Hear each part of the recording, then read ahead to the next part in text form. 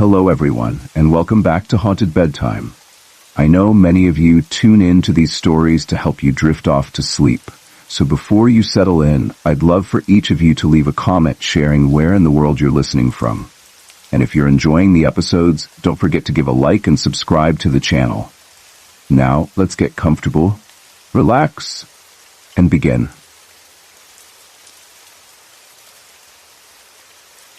This happened when I was around 9 to 11 years old in Jacksonville, Florida.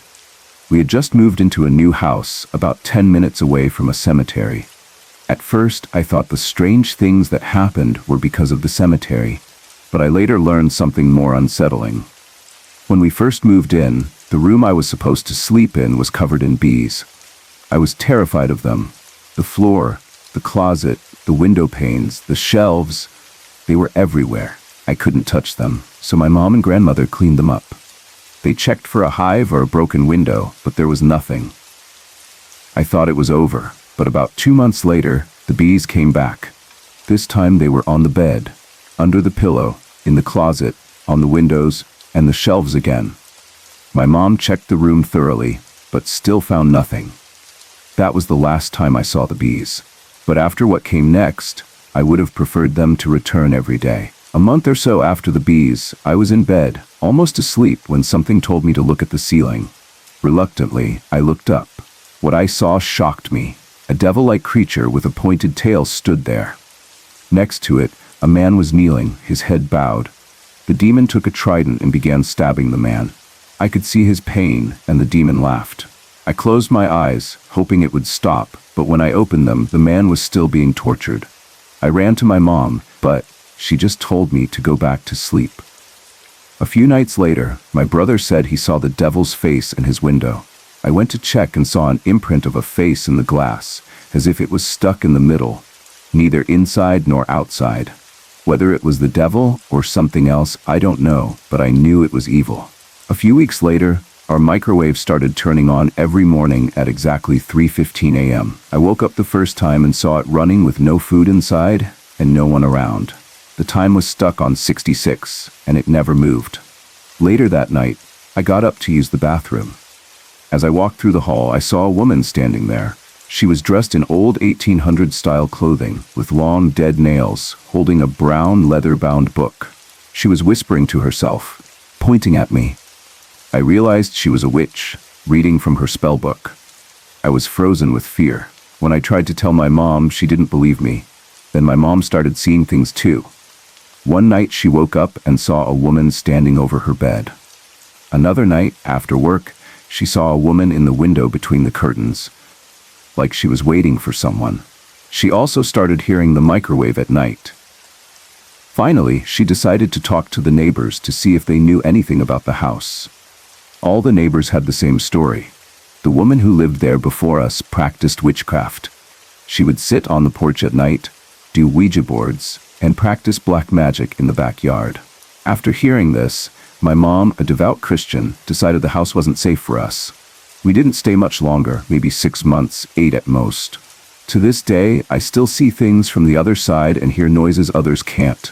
I also have vivid dreams of people being harmed by evil beings. At the moment, I work in an office building along Ayala Avenue in the heart of Makati's financial district. But the story I'm about to share took place several blocks away in a completely different setting, years ago.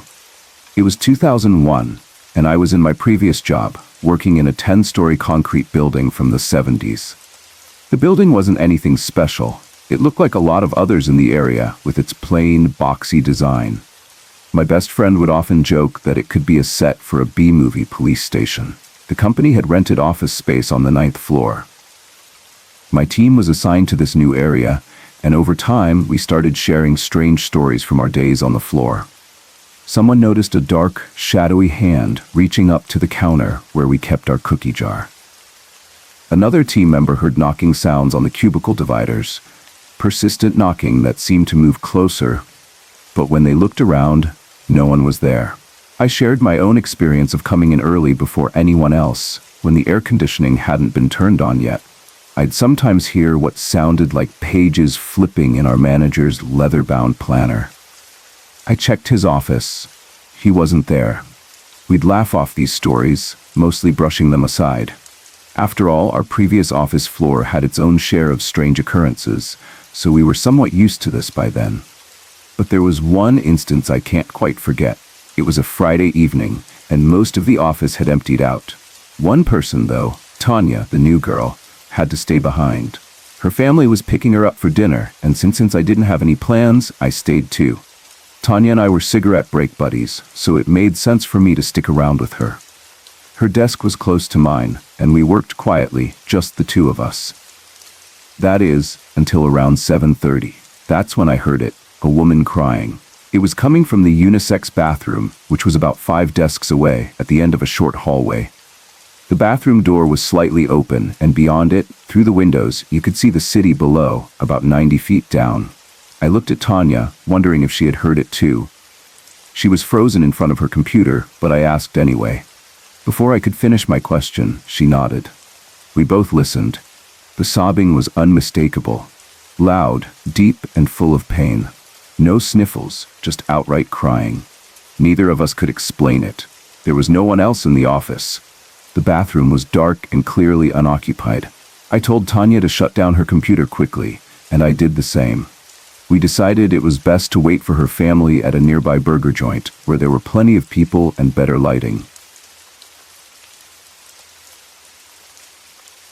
The following events took place at an elementary school in Tempe, Arizona, between 2001 and 2003, while I worked there as a computer lab assistant. I worked in the computer lab with grades K to 5. The lab was tucked in the back of the school, a place few people passed by, which is important for what happened.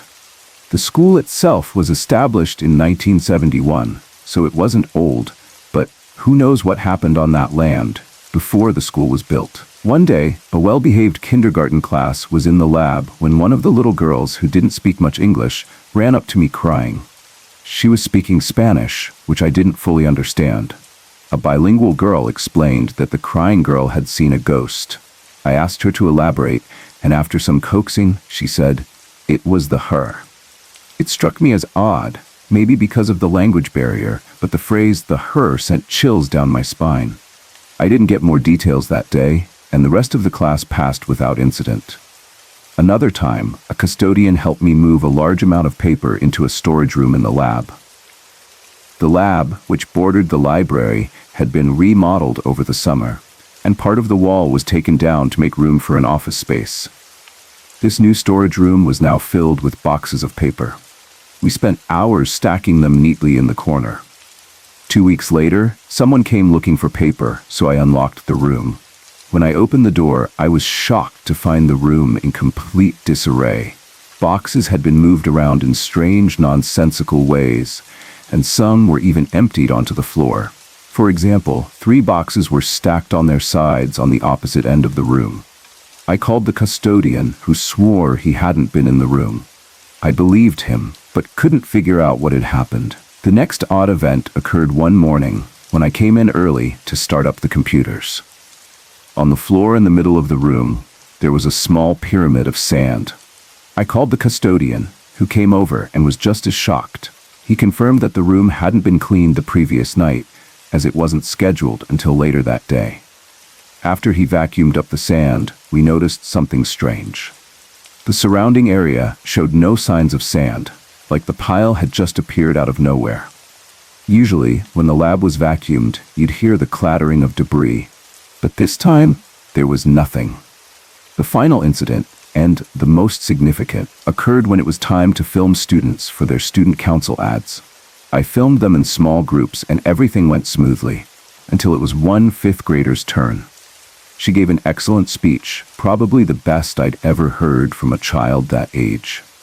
But when I went to edit the footage, something strange happened. Midway through the recording, the screen went black, followed by a loud bang. The sound was like something had hit the camera, and for about 20 seconds, the footage was full of static and muffled noise. When I advanced the film frame by frame, I saw a strange light in one frame right before the screen went black, and when the footage returned, It picked up in the next frame, as if nothing had happened. It was the weirdest thing I'd ever seen on tape. After I mentioned to one of the teachers that I thought the school might have a ghost, she casually responded, "Oh yeah, there's a couple of them." I never did any research into the matter, and I mostly dismissed the events at the time. But when I look back, I can't help but wonder if some of those things were truly paranormal. If I remember more, I'll share them. But for now, I'm curious what you think. Does any of this sound ghostly to you? This story, along with my other one, Prep School Ghost in Rome, took place 25 years ago when my family was living in Europe. My father was working with NATO, and I was 16 at the time. Despite the time that's passed, I can still remember every single detail as if it happened yesterday. I swear on the souls of all I love that what you're about to read is 100% true, no imagination involved. The incident occurred during our first week in Latina, about 100 kilometers south of Rome. Our villa wasn't ready yet, so we stayed in the Hotel Latina. It was here that I experienced something I wouldn't wish on anyone, except maybe a certain person or two. The hotel wasn't very old or historically significant. In fact, the town itself was built under Mussolini's orders. But let's get to the real story. It was the second or third night when I had the most terrifying experience of my life. Around midnight, I hadn't yet fallen asleep. I was just lying in bed thinking about the new things I'd experience. Little did I know something was about to happen that would change everything. At first, it was just odd noises coming from the bathroom. I thought it was nothing, just the usual nighttime sounds we all hear. My room, like most places in Europe, had steel shutters on the windows, which were closed tight for security and insulation. The room itself wasn't luxurious, but it was comfortable. The bathroom was on the left, and the entrance was on the lower right. The bed was in the center of the room, against the wall. After a few minutes of hearing these noises, I felt a strange compulsion to look toward the bathroom. And that's when things went from strange to terrifying. Even though the lights were off and the shutters were down, my eyes had adjusted to the darkness due to my usual insomnia. Within 10 seconds of focusing on the bathroom, I saw the doorknob begin to rattle. And then it slowly turned. The door creaked open on its own. At that point, I was more than freaked out. If the story ended there, it wouldn't have been so memorable, but it didn't. As I lay there, eyes tightly shut, trying to ignore what was happening, I suddenly felt a presence. Something was standing in the bathroom doorway. I was frozen with fear. For about 30 seconds, I could feel it move, slowly creeping toward the end of my bed. Its presence was so powerful, I could almost track its movements by the intensity of the energy it gave off. When it reached the foot of my bed, it stopped and just stood there, as if challenging me to open my eyes and look at it. This was my first experience with the paranormal, and there was no way I was going to look at it. The fear of seeing it was overwhelming. It felt like if I opened my eyes, something terrible would happen, like I'd die right then and there. I stayed perfectly still, hoping it would leave. After what felt like an eternity, I could feel it moving again, sliding up the bed toward me, until it was right next to my face. It felt as if it were sneering at me, daring me to look, but I refused to. I couldn't explain why, but somehow I knew that if I just kept my eyes shut, I'd be safer. The presence lingered, as if waiting for me to give in. But I didn't. After a few long moments, it slowly slid back down the bed and stopped at the foot of it again. I could feel the intensity of its presence weaken as it moved away, like the flame of a lighter moving farther from your skin. It stayed there for another 30 seconds before it seemed to give up. It made its way back to the bathroom and closed the door behind it, on its own. I was now thoroughly terrified, feeling older than my years. I had no intention of staying in that room any longer. I reached for the light switch, but it didn't work.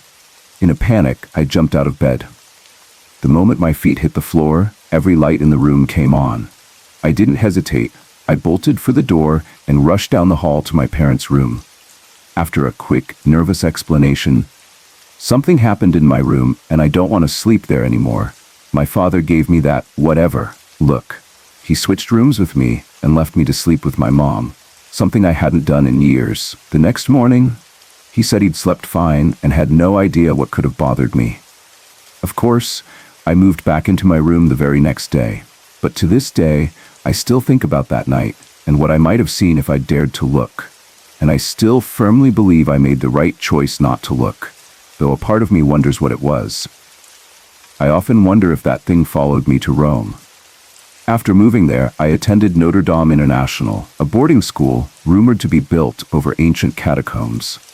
As I wrote in my other story, I saw another ghost there, one that seemed far less evil, a spirit that just wanted to show me that there's life after death. I think I know who that spirit was, but I've left that part out for personal reasons. Looking back, these experiences have given me a sense of peace about life and death. I now believe there is something after we die, and it has made it easier to cope with loss and the fear of my own passing. As George Washington once said, "I do not fear death, I fear dying." Now I understand what he meant. About a month ago, I was home alone. My brother and dad were out buying a guitar, and my mom was at work. I was working on an essay when I suddenly heard someone call my name. I got scared and grabbed a knife, then started walking around the house. Every time the wooden floors creaked, I screamed and turned around, thinking someone was there. When I found no one, I went back to my room with the knife, called my friend, and shut the door. I told her how scared I was, and we kept talking. Then, something strange happened. I went quiet, and my music suddenly stopped. I hadn't turned it off, and the song was in the middle of playing. I just stared at my computer screen, and my friend kept asking if I was okay. A few seconds later, the music started playing again, but it was a completely different song, one I didn't have in my library. That really scared me. I asked my friend if she could come over, and 5 minutes later, the doorbell rang. I opened the door, but no one was there. I locked the door, sat in the corner of my room with all the lights on, except the upstairs light, and waited. The doorbell rang again. I rushed to answer it, and there was my friend. I hugged her and asked her to help me look around. We checked everywhere but found nothing. To calm myself down, we decided to watch some TV. But then, my turtle suddenly jumped into the water and I screamed. At that exact moment, I heard someone call my name. It sounded like my neighbor who had passed away. My family had been given her favorite jewelry box, which was upstairs in my mom's room. My friend heard it too. We called my brother's friend, who was 15, and he came over. We searched the house again, except for upstairs. I was too scared to go up there. We all sat in the living room, where we could see the staircase. We were talking about school when we heard it again. "Hannah? Hannah, where are you?" I knew it was her, because that's how she used to call me when she couldn't see me. I felt a presence in the room and screamed. We huddled together on the couch, and I felt something touch my foot. I screamed again. We all stayed there, watching for anything unusual. My parents usually call before they come home, but while we were sitting there, we heard the garage door open slowly. When we went to check, nobody was there. We left the door open, played some music, and turned on the TV to try to make things feel normal. An hour later, my dad and brother came home with a new guitar and amp. The strange events stopped when they arrived, and I felt relieved. But that night, things got worse. I was talking to my friends on AIM with my door closed, while my parents and brother were watching TV in the living room, which is in the front of the house.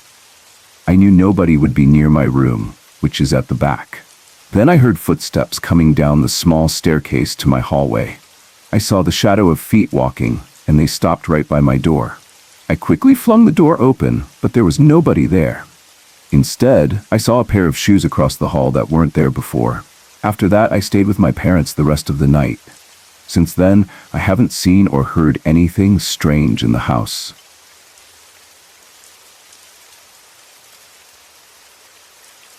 After not seeing my father for over 25 years, his choice after my parents divorced, I was notified of his passing. My siblings and I, 3 of us out of 4, attended the funeral. While we were there, upset and talking to the funeral director, the lights started flickering. We were angry at our father, and it felt like he was the one making the lights flicker. This happened in Connecticut.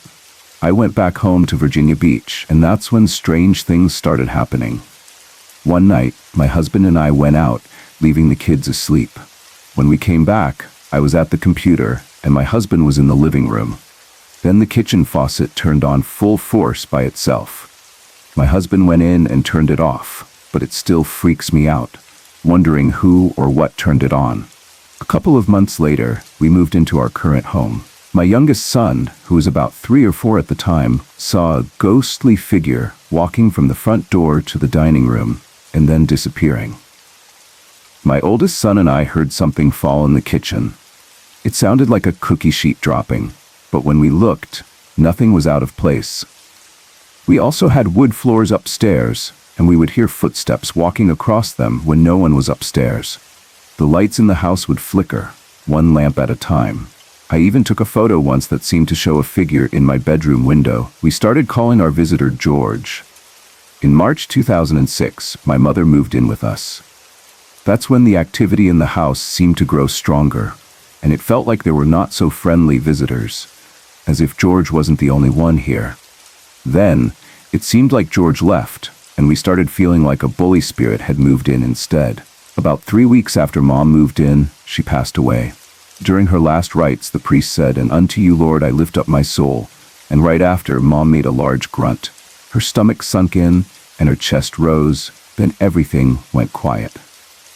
I have this all on video. Nothing else happened before or after this moment. 2 days later, she passed away. When Mom passed, my youngest sister was on one side of her, and my other sister and I were on the other side.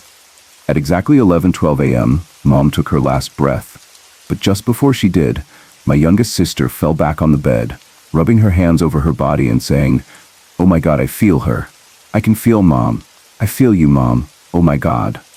My other sister and I looked at each other, confused, but my youngest sister began smelling her shirt and said, "I can smell Mom." Since Mom's passing, we haven't had any strange experiences or noticed anything unusual happening in the house. I've been wondering if my father's spirit followed me back to Virginia Beach. Maybe he was waiting for Mom to pass. Maybe he knew she would be here. But I can't figure out what the evil feelings were or who they belonged to. I know my mom and her mother didn't get along, but I can't picture my grandmother, Nanny, as an evil spirit. My mom wasn't the ideal mother, but she was still my mother, and I don't want to be like her with my own kids. So maybe she had to deal with her evil doings before moving on. I'm not sure, but I've been trying to make sense of everything. One thing I do know is that I really miss George. When I lived at my dad's house, I was always too scared to sleep in my own room. I knew his house was haunted, so I would sleep with him in his bed. I think I was about 10 when I started actually seeing ghosts. One time, I was running the bathwater and saw a ghostly figure walk from my room to the other one. I had 2 rooms, and those were the only ones the ghost would go into. It terrified me, because the figure had an axe in its head. I believe it was the previous owner of the house who passed away during the war. He hid real silver in the house somewhere, and no one's ever found it. When I was forced to sleep in my own room, my bed would shake, and I would cry myself to sleep. One weekend when I went to visit my mom, I was sleeping in bed with her and her boyfriend's daughter. I was about 8 at the time. I woke up because I lost my stuffed animal. I found it, but when I got up, I saw a girl with a bright light around her. She walked over to the bed, grabbed my mom's arm, and started twisting her wrist. I screamed, "Stop! Stop!" But the girl shook her head, like saying no, though she didn't speak. I woke up my mom and said, "Wake up, there's this little girl twisting your arm." My mom thought I was just playing around and said, "Heather, stop, you're scaring me." The little girl eventually left, and I followed her to the door. She vanished right in front of me. The next morning we had to go to the hospital, and it turned out my mom had a sprained wrist. My uncle passed away about 2 years ago. He owned a business, and now my mom and stepdad own it. A psychic visited the business and asked one of the workers, "Did anyone die in your family?" My mom answered, "My papai," and the psychic said, "No, someone younger." One of the workers said, "My boss," and the psychic described him. The worker agreed and said, "Yeah, that's him." The psychic told the worker that my uncle was there, standing right next to her. He was mad because the worker was reading a book, instead of doing her work, which she always hated. The worker tried staying away from that area, but before leaving, the psychic said my uncle was still standing nearby, right where the worker had moved to. The psychic then spoke with my mom. She asked, "Is he here now?" And the psychic said, "No, but would you like me to call him?" My mom, who gets scared easily, said, "No, that's okay." Later, my mom felt a cold chill, and the psychic felt it too. She told my mom, "He's here now, and he wants me to tell the family he's sorry. He was in shock when he realized he was dead, but someone was there to help him." What was scary was that when he arrived, the song we gave him played on its own. A couple of days later, my mom got in touch with the psychic again. The psychic told her that my uncle was upset we hadn't made contact with him. So the next day, when the business closed for the night, we brought out the Ouija board. It worked. My uncle came through and we were able to communicate with him. He and I had always been close, so we asked where he was. He spelled out my name and said he was standing right behind me. I started crying. My mom told him, "You know Heather loves you and misses you a lot," and he said, "Yes." Then she asked, "Are you her guardian angel?" And he said, "Yes." That made me cry even harder. We asked him if he would touch me, and he said yes. I waited, but when we asked if he did, he said he did, though I didn't feel anything because I had his big hood on. I took it off to see if I could feel him touch me, but nothing happened.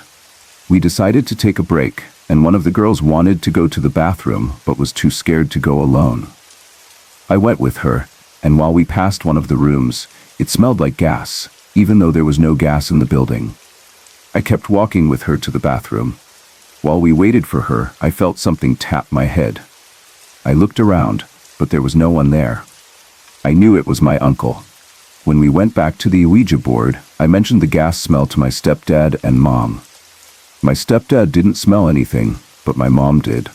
I felt like it was a sign from my uncle, since he died in a car accident where his car caught on fire and the gas tank exploded. We went back to the Ouija board, and my uncle said he would show himself if we went to the graveyard by the hill. The hill is near his tombstone, but we didn't go. That night, I had a dream about his funeral. It was strange because it felt like a party. I saw him talking to my stepdad. I told him to come over to me, but he said, "No, you come here." So I went up to him, he hugged me and whispered, "It's okay, you can let me go." I said, "I can't." I started crying in the dream and woke up feeling his arms around me, and I could smell him. I woke up crying, but I knew it was really him.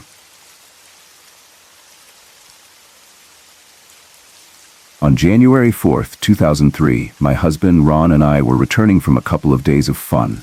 It was late and dark, and we were talking as we always did, even when there wasn't much to say, on our way home. The subject of death and crossing over came up. In the past year, I had lost 5 relatives, and we talked about where they might be, what they might be doing, and how they might be.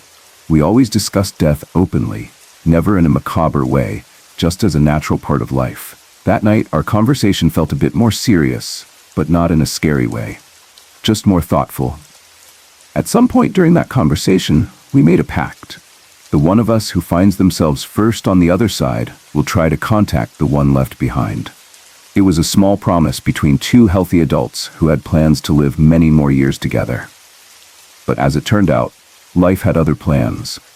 This pact came to the forefront in a way I never could have expected. Just days after it was made, Ron and I loved to travel, and wherever we went, we collected spoons. Over the years, we went on long trips, sometimes for months at a time, and brought back spoons from each place. We started in 1974 in Denver, Colorado, when my mother-in-law bought me a spoon rack to display the spoons we collected. Spoons from ghost towns, national parks, monuments, forts, and many other places filled that first rack. Ron took it a step further, buying more racks, until we had 8 more with capacities of 12 to 48 spoons each, all displayed in our living room. The rule was, we never displayed a spoon unless we had visited the place. In 2002, we traveled through the Midwest, hitting places like the Mall of the Americas and Glacier National Park. We bought 21 spoons that year, more than ever before, and our collection grew. We talked about the spoons we'd collect on our next trip to Australia and New Zealand to celebrate our 40th anniversary. Ron was especially excited about it. Our plans were set. Our anniversary trip was to include spoons from Australia's national parks, the casino in Melbourne, a bed and breakfast in Tasmania, and a ranch Jessie, our granddaughter, worked at. We were thrilled. But in early January 2003, just days before our trip, everything changed. On January 6, 2003, Ron and I were walking our dog. It was a busy day, with me packing for the trip and Ron running errands. He seemed more tired than usual, but we laughed together, especially when he joked about the girls at the office, not realizing he was retired. Halfway through our walk, he sat down to rest, feeling lightheaded. I said I'd come pick him up after finishing my walk with the dog, but as I walked on, I saw him heading toward the car. I thought, why didn't he wait for me? When I looked again, I saw him lying on the ground. I rushed over, thinking he might have tripped or lost his balance, but when I reached him, a couple was already there. He was conscious, not in pain, but weak and lightheaded. I helped him into the car, but within a minute, he stopped breathing. He passed away without any struggle, just peacefully. The doctors said it was likely a heart attack, though they speculated it could have been a stroke or other causes. I didn't feel the need for an autopsy, as it didn't matter to me. Ron was gone. I couldn't wrap my mind around it. We had always been together. The thought of life without him was unbearable. It reminded me of a time months before, in Deadwood, South Dakota, when I had lost sight of him in a casino. I panicked, desperately searching for him until I found him, and the relief made me cry. That same sense of terror hit me again when I realized Ron wasn't coming back, and that fear grew as the day of his memorial arrived. The morning of the memorial, our kids, my brother, and a few friends gathered. My brother John was going to do the eulogy, and we were reminiscing about Ron when a spoon fell from the top rack on the wall in the living room. It was a spoon from Tombstone, Arizona, a place we had visited long ago. I reached down to pick it up, and in that moment, it felt as though Ron was speaking to me. I heard his voice clearly in my mind. Anne, I've crossed over. The tombstone of my life has been set. You will go on, and we will still travel together. Just then, another spoon started to swing back and forth. I got a chair to look closer, and to my amazement, the spoon was from Australia. Australia! We hadn't even been there yet. I don't know how that spoon found its place in our collection, but it didn't matter. Ron was telling me that I wasn't alone, that he would be with me, even after his passing. His presence was with me, offering comfort, and for the first time since his death, I felt peace.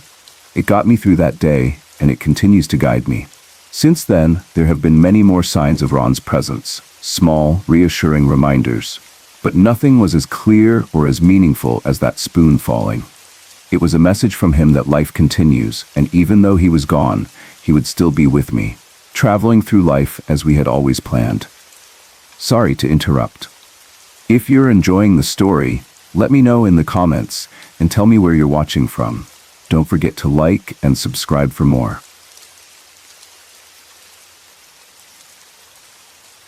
My ex-husband became very angry and mentally ill towards the end of his life. Even after we divorced and he had several girlfriends, including a serious one, he never fully got over me leaving him. He always believed I was his wife, his property, and he struggled with that. He would swing between trying to hurt me emotionally and then trying to bring me back into his life. Whenever a real problem arose, like with his computer, animals, or health, he would forget all the resentment and call me for help. For the sake of our kids, I did my best to get along and accept that he was unpredictable. He died on his living room floor at 47 with my older child present. He had gone to the hospital for severe chest pains, but insisted on signing himself out, claiming he was fine. Less than 2 hours later, he passed away at home. 2 days after his death, I went to his house alone to gather any paperwork and photos that were mine or ours. I ended up spending almost 2 hours there, sorting through his things and bagging up his clothes. Oddly, I felt very comfortable in the house, despite the fact that he had died there. I realized that I wasn't scared or bothered by being alone in his home, not even by the fact that he was no longer there. It was as though I knew his anger had died with him, and I felt welcome to take what was rightfully mine. It felt like he wanted me to be the one to handle his personal items rather than his family. I went back several times, both with and without the kids, to retrieve their belongings. The feeling I had on that first visit never returned, but I still wondered if he was somehow still there, watching. A few weeks later, my current husband and I went back to the house to retrieve my ex's lawnmower. This made me uncomfortable, as my ex had always hated my current husband. The uneasy feeling started before we even entered the house, but grew worse once we were inside. My husband started looking through my ex's things, and I became more uncomfortable by the minute. I didn't want him there, but I didn't say anything because I knew I would just be brushed off. After a while, I began to feel like things were falling on me, as if invisible objects were dropping from the top of the cupboards or refrigerator. I must have looked pretty silly ducking from these imaginary things. Then, fruit flies began to appear, but not real ones, just the feeling of them. It was like having a tiny black dot buzzing at the edge of my vision, just like the feeling of a real fly or gnat. I kept swatting at them, but there was nothing there. At that point, I decided enough was enough, shoved my husband out the door, and left, vowing never to bring him back. I went back to the house at least once after that, but I didn't feel anything strange. The house was empty, and life moved on. Over a year later, the house was still empty, waiting for the bank to foreclose on it. As we were preparing for Christmas, I swatted at another fruit fly. This time, I knew that the house had been sold, and that my ex had somehow moved in with us. I drove by the house the next day, and although it hadn't been sold yet, I saw a for sale sign and a full dumpster out front. The bank had cleared out the remaining items and was preparing the house for sale. For the next few weeks, I saw the imaginary fruit flies almost daily, always on my right side. They never bothered me, and I even joked about it with my husband, but not the kids. I shared my theory with him, and he didn't seem too bothered. We even laughed a few times, blaming my ex for taking things we couldn't find. I spoke to a psychic who said she felt there was more than one spirit around us. She believed my ex had brought family members with him, and this sometimes happened during holidays. That idea bothered me. One thing was having my ex hanging around, but my mother-in-law? That was a different story. One night, about a month after the fruit flies started showing up, I was in bed alone. The kids were asleep, and my husband was working the night shift. I felt someone sit on the edge of the bed. It wasn't a physical presence, but I felt the weight. I wasn't okay with this and said out loud, "I don't mind you being around, keeping an eye on the kids, but you're not allowed to make yourself known." That seemed to stop it. After that, I didn't see another black dot until the next Christmas when I saw one in the kitchen, his favorite room, while I was cooking. It felt like he was just letting me know he was there, saying hi. I was okay with that. In 1976, my grandparents and two of their daughters bought a house in Nova Scotia after moving from Newfoundland. The house was about 20 to 25 years old when they bought it, and it's still standing today. I don't know much about the history of the house before they bought it. In July of 1991, my grandmother passed away after a short battle with lung cancer.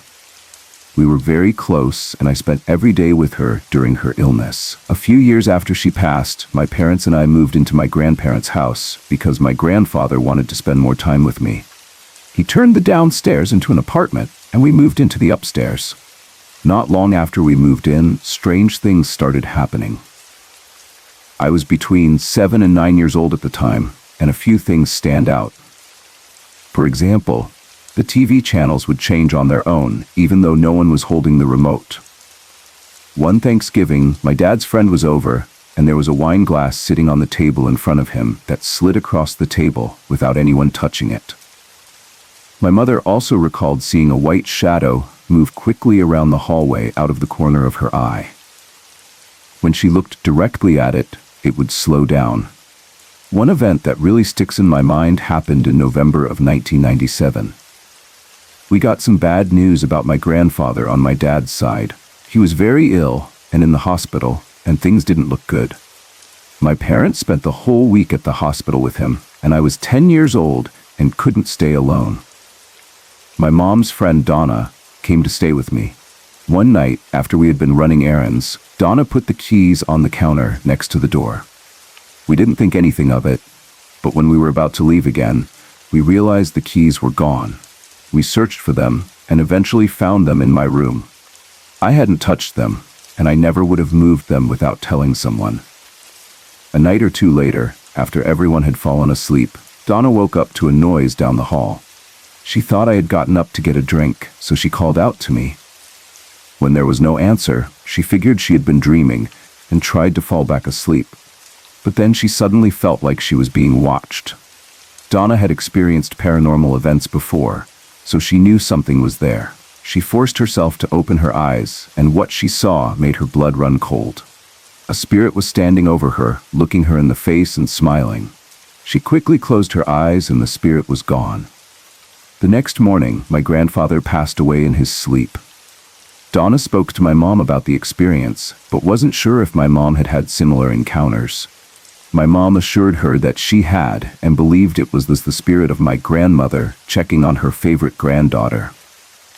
We eventually moved from that house, but my mom and I still believe my grandmother's spirit has found its way back to us. My mom has seen movement out of the corner of her eye when nothing was there, and I've felt a presence when I've been alone. I truly believe she found us again. We're reunited.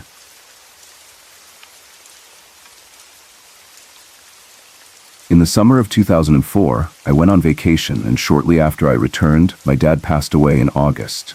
I never got to say my last goodbyes. Time passed, and strange things started happening to my siblings related to my dad, but I never experienced anything myself until late October of 2005. My mom went on vacation, leaving me alone for the first time. I didn't want to stay in the house by myself because my dad had died there, and I was always a little spooked, thinking he might appear. So I decided to stay at my girlfriend's house. Every time I left home, I had a habit of closing my bedroom door behind me, and I made sure to do that every time I left. I would stay the night at my girlfriend's, go to school and work the next day, then return home in the evening. But when I came back, I noticed that my bedroom door was open. At first, I thought maybe I hadn't shut it properly, so I just shrugged it off. The next night, I packed my things, made sure to close the door properly, and left. When I came back the following day, the door was open again. I was starting to feel like I was going crazy, so I called my mom and told her about it. She suggested that maybe the wind pushed the door open, or that I had just thought I closed it but hadn't. I thought about it, but there was no window near the door, and the nights weren't even that windy. So it didn't make sense. The third night, before I left again, I decided to make extra sure the door was closed. I pushed against the door to check, and it didn't budge. I even tried opening it in different ways, without touching the knob, and it stayed shut. I was certain this time that the door was properly closed. But when I got back the next day, the door was open again. I called my mom once more and told her what was happening. She suggested that it could be my dad's spirit trying to tell me something. At first, I didn't believe her, but then she asked me, "Are you doing anything that your dad wouldn't like?" That's when it hit me. My mom didn't know I had been sleeping over at my girlfriend's house, and my dad never liked me doing that. He would always say, "You have your own bed. Why sleep in someone else's?" After talking to my mom, I decided to stay home that night instead of going to my girlfriend's. The next morning, I made sure my bedroom door was closed, and when I came back that evening, the door was still shut. When my mom returned from her vacation, I tried it with her, and the door stayed closed. Ever since I stopped sleeping over at my girlfriend's, the door never opened again. I guess my dad didn't want me sleeping over, and opening the door was his way of reminding me that I had my own bed to sleep in.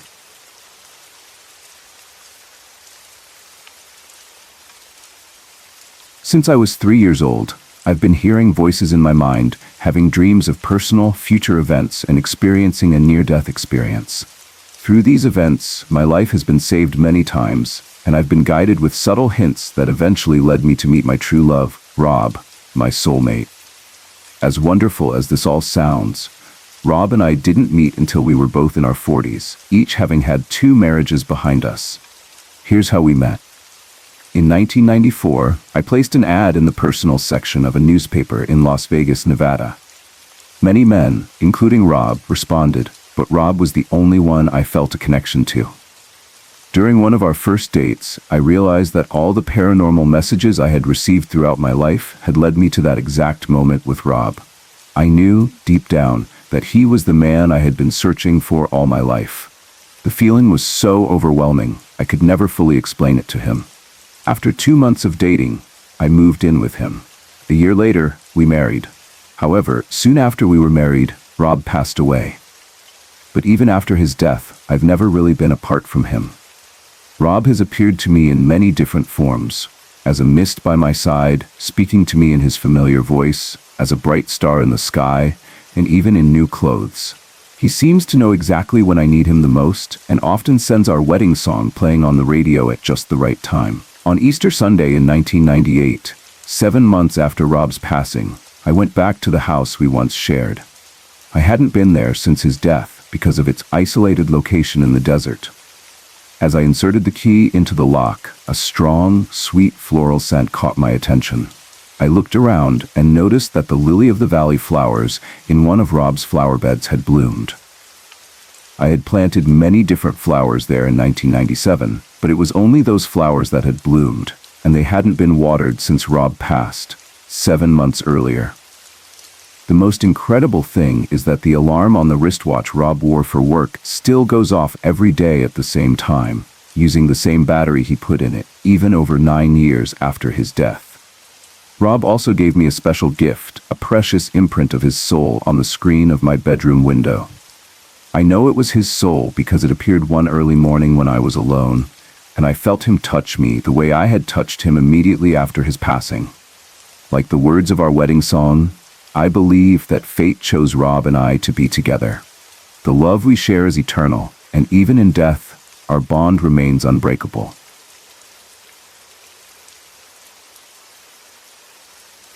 When I was 7, my father's older brother Gary came to live with us after his divorce.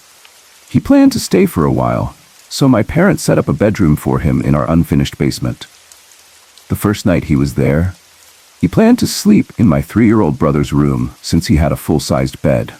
But my little brother couldn't stand the idea of someone else sleeping with him, so he threw a huge tantrum. In the end, Gary ended up sleeping on the sofa bed in the living room for the rest of his stay. A couple of months later, Gary died suddenly of a massive heart attack at the age of 34 while on a business trip in another state.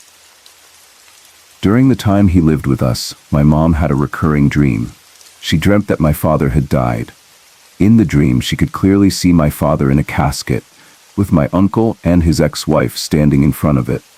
My mom hadn't seen my aunt in a while, and in the dream, her hair was long, even though it had been short the last time she saw her. At the funeral, my mom realized what her dream had meant. Gary had been dead for a while before he was found, and his body had swollen.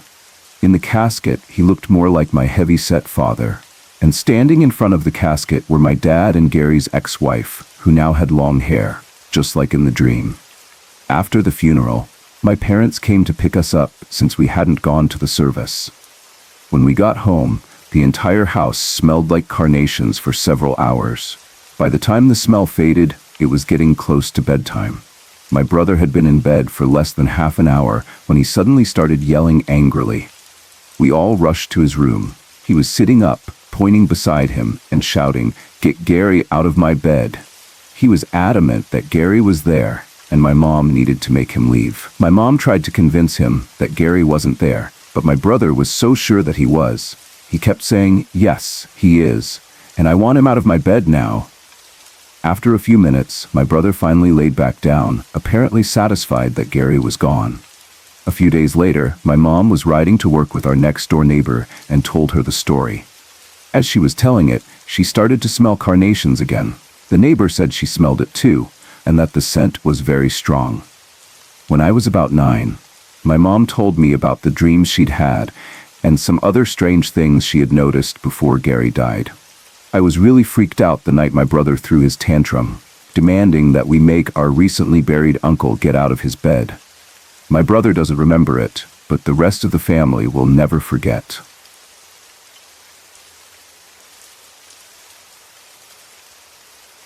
After many years of being bedridden due to a massive stroke she suffered early in her life, my grandmother finally passed away.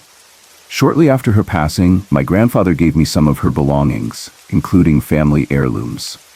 The most sentimental item he gave me was a Japanese wedding obi, which my grandmother had worn over her wedding kimono. Years later, in 1978, when I was 18, I sold the wedding obi to an antique dealer. Even though I knew it was wrong, I sold it because I needed money. I sold it for just $45. That's one of the biggest mistakes I've made in my life, and I regret it every day. Among the things my grandfather gave me was an old bluish ceramic coffee mug decorated with daisies. It had been my grandmother's favorite mug. After I sold the obi, I became very attached to this mug, and I used it often. But then, one day, it disappeared. I distinctly remember putting it on the second shelf in the cabinet above the stove, but when I went to find it, it was gone. I searched everywhere for it, but it was as if it had vanished into thin air. 2 weeks after the mug disappeared, I was watching TV with my girlfriend in the living room. It was around 12:30 a.m., and all the lights were off except for the TV. Out of the corner of my right eye, just above the hallway entrance, I saw a dark object appear on the wall. It just materialized there, out of nowhere. At first, I thought it was one of those huge cockroaches I jokingly call 747s. Then, suddenly, it fell off the wall and dropped straight to the floor, making a loud cracking sound as it hit the tile. My girlfriend and I both jumped up, startled. I turned on the lights and went to check what had fallen. My girlfriend asked, "What's wrong?" I looked at her, confused, and said, "What do you mean?" She told me that all the color had drained from my face, and I looked pale. When I looked down, I saw that what had fallen was the ear handle of the ceramic coffee mug. I immediately recognized it. The color and the partial daisy image were familiar. I couldn't explain how it got there or why it had fallen, and I never found the rest of the mug. I had no doubt that my grandmother's spirit was upset with me for selling the obi and letting go of something so important to her.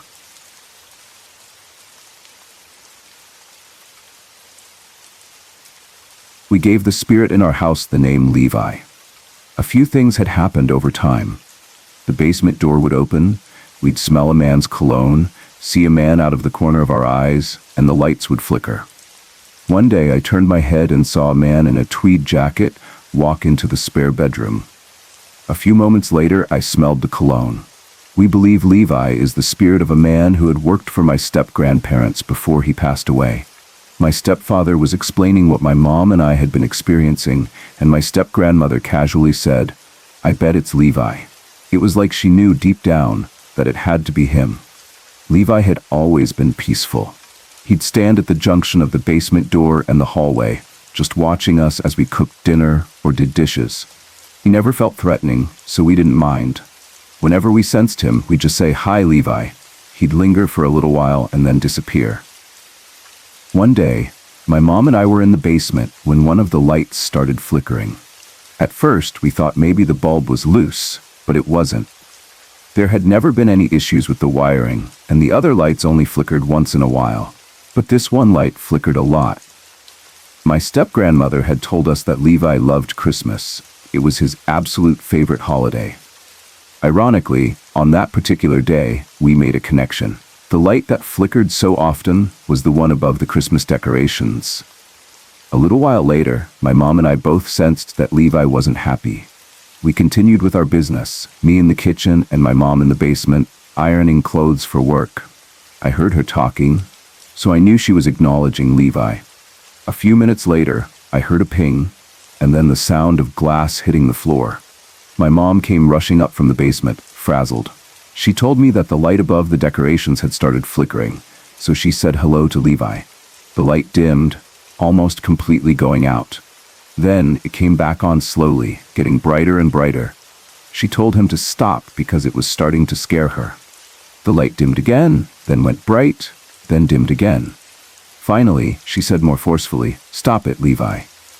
As soon as she said that, the light bulb went completely bright, then exploded. That was when she ran upstairs. She told me what happened, then said, "Levi, I've never minded you being here, but you can't be mean. Don't you ever do that again. You scared me." Right after that, We both smelled his cologne, and then it faded away. A few days passed without any sign of Levi. I figured maybe my mom had made him mad, and he left. But then, while I was doing laundry in the basement, I saw something out of the corner of my eye. It looked like a cloud of dust, drifting across the room towards me. As it moved, it went through the sunlight coming in from the basement window, and as it did, the cloud rearranged itself into the shape of a face. I turned my head, and the cloud moved faster, walking right through it. I ran up the stairs, glancing back, and the cloud was dissipating, but it didn't fall to the floor. It just disappeared. We haven't seen Levi much since then, but every once in a while we catch a glimpse of him out of the corner of our eyes.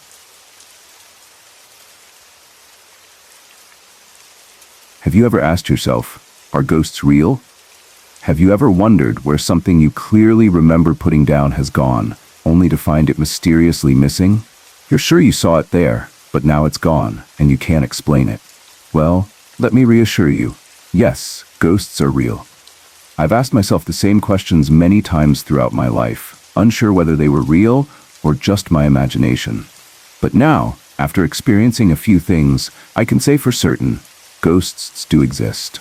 I was raised in a family of 7 children, and I was the second oldest.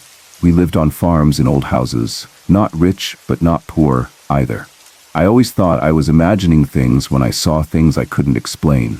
I began to doubt myself, wondering if I really saw what I thought I saw. When I got married and had children of my own, we moved into my husband's grandfather's house.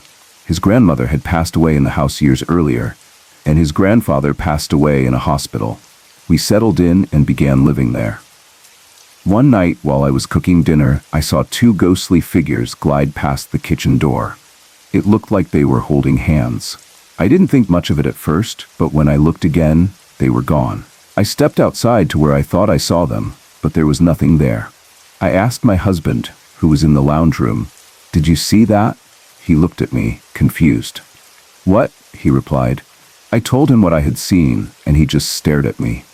I started to think, if what I saw was real, maybe it was Grandma and Grandpa, and at least they were together now. I wasn't scared, but I was convinced that ghosts were real. We started noticing other strange things in the house. One day, we came home to find the microwave was on, even though there was nothing in it, and it had been turned off.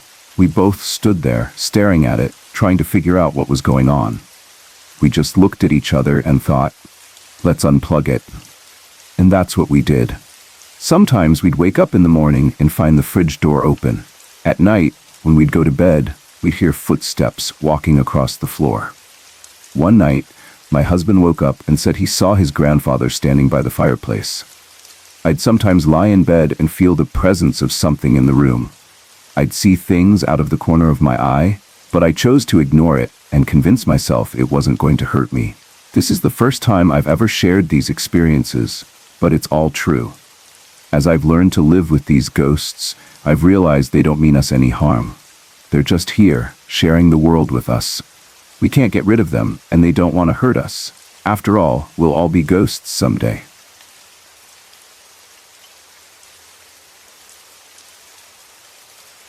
On October 15th, 3 years ago, 2 friends and I drove to Boise, Idaho, so I could have open heart surgery. I needed 4 bypasses because my arteries were 90% blocked. When we arrived, we had to find a motel to stay in overnight since I had to be at the hospital at 6 a.m. the next morning. My mom and brother were also coming, but they wouldn't arrive until a couple of hours later. We found a motel, checked in, and settled into our room. About 20 minutes later, the phone rang, and my friend answered it. She looked confused and said the phone was for me. No one knew where we were staying since I hadn't contacted anyone to share the details. I took the phone and a Spanish-sounding voice on the other end asked, "Is this my name?" I said yes, and he continued, "Don't have your surgery tomorrow, it's not your turn to die." I was shocked. No one knew I was having surgery, so this was beyond strange. I asked, "Who is this?" And the voice replied, "It's Oscar." Oscar was someone I knew from work. He had passed away the year before from cancer. He would always stop to talk to me during our shifts at the factory. I could hear hundreds of voices in the background, and I asked him where he was. He answered, I am in between heaven and earth. He told me again not to have the surgery because it wasn't my turn to die, and then the call abruptly ended. I couldn't believe what had just happened. I told my friends about the phone call, and then called my brother, who was still about an hour away from Boise. He knew Oscar too, since they worked together at the factory. He told me to take the call seriously, and that they would meet us soon so we could grab something to eat. Over dinner, my mom and brother both agreed that I should talk to my doctor about my concerns. The next morning, we went to the hospital, and I was getting ready for surgery. I asked to see my doctor, and they told me he would be there soon. A few minutes later, I saw him pacing back and forth in tight circles outside my door. When he came in, before I could even tell him about the call, he said, "Your surgery has been postponed for a week." He explained that the head doctor of the department would be in to see me shortly. When the other doctor arrived, he told me that the surgeon who was scheduled to perform my surgery had recently lost 3 patients, all from my area. He had rescheduled my surgery for a week later and would be the one performing it. A week later, I had the surgery, and everything went smoothly with no problems. I thank God for allowing our friends to warn us when it's not our time to die. I'm incredibly grateful for the second chance I've been given and for friends who care enough to change the course of the future.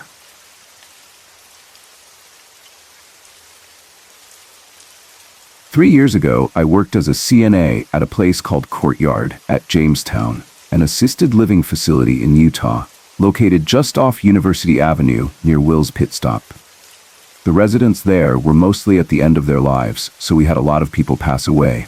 However, not many of them lingered after death, so strange occurrences weren't common for the staff or residents. The residents could call us using pull cords in their rooms that would buzz and vibrate in our pagers, showing the room number of the person who needed help. They also had necklaces with a button they could press to summon assistance. It's important to note that the pull cords had to be tugged fairly hard to be activated, and they could only be reset by going into the room and pushing a small plastic switch back up. The day before this story took place, one of our residents, Anna, suddenly took a turn for the worse and had to be taken to the hospital, where she passed away that night. She had been very healthy and active just days before.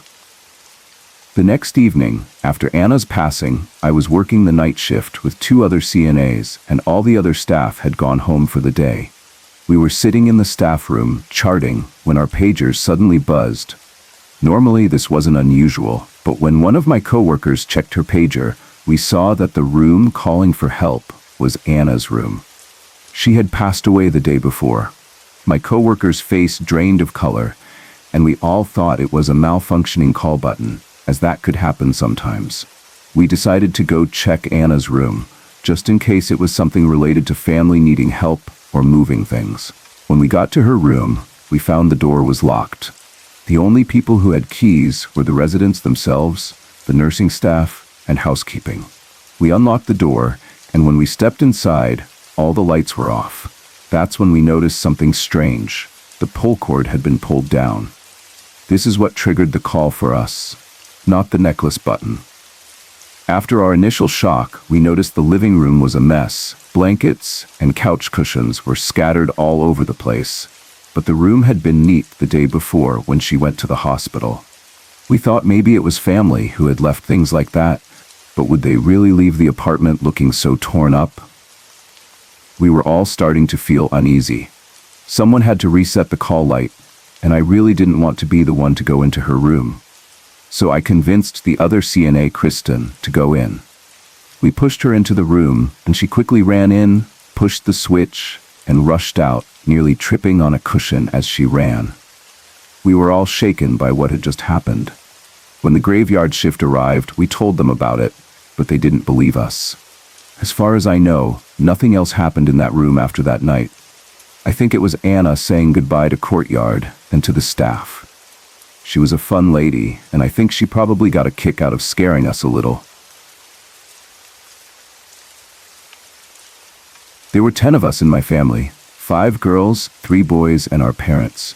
The 4 girls were born first, followed by 1 boy, then myself, and then my 2 younger brothers. William, the second youngest, was born in 1980, 3 months premature. My mother had fallen, which triggered premature labor. William spent the next 4 months in intensive care, fighting for his life. My parents went through so much, trying to be with their newborn son, while also caring for their 6 other children. When William finally pulled through, the doctors told my parents they shouldn't try for more children.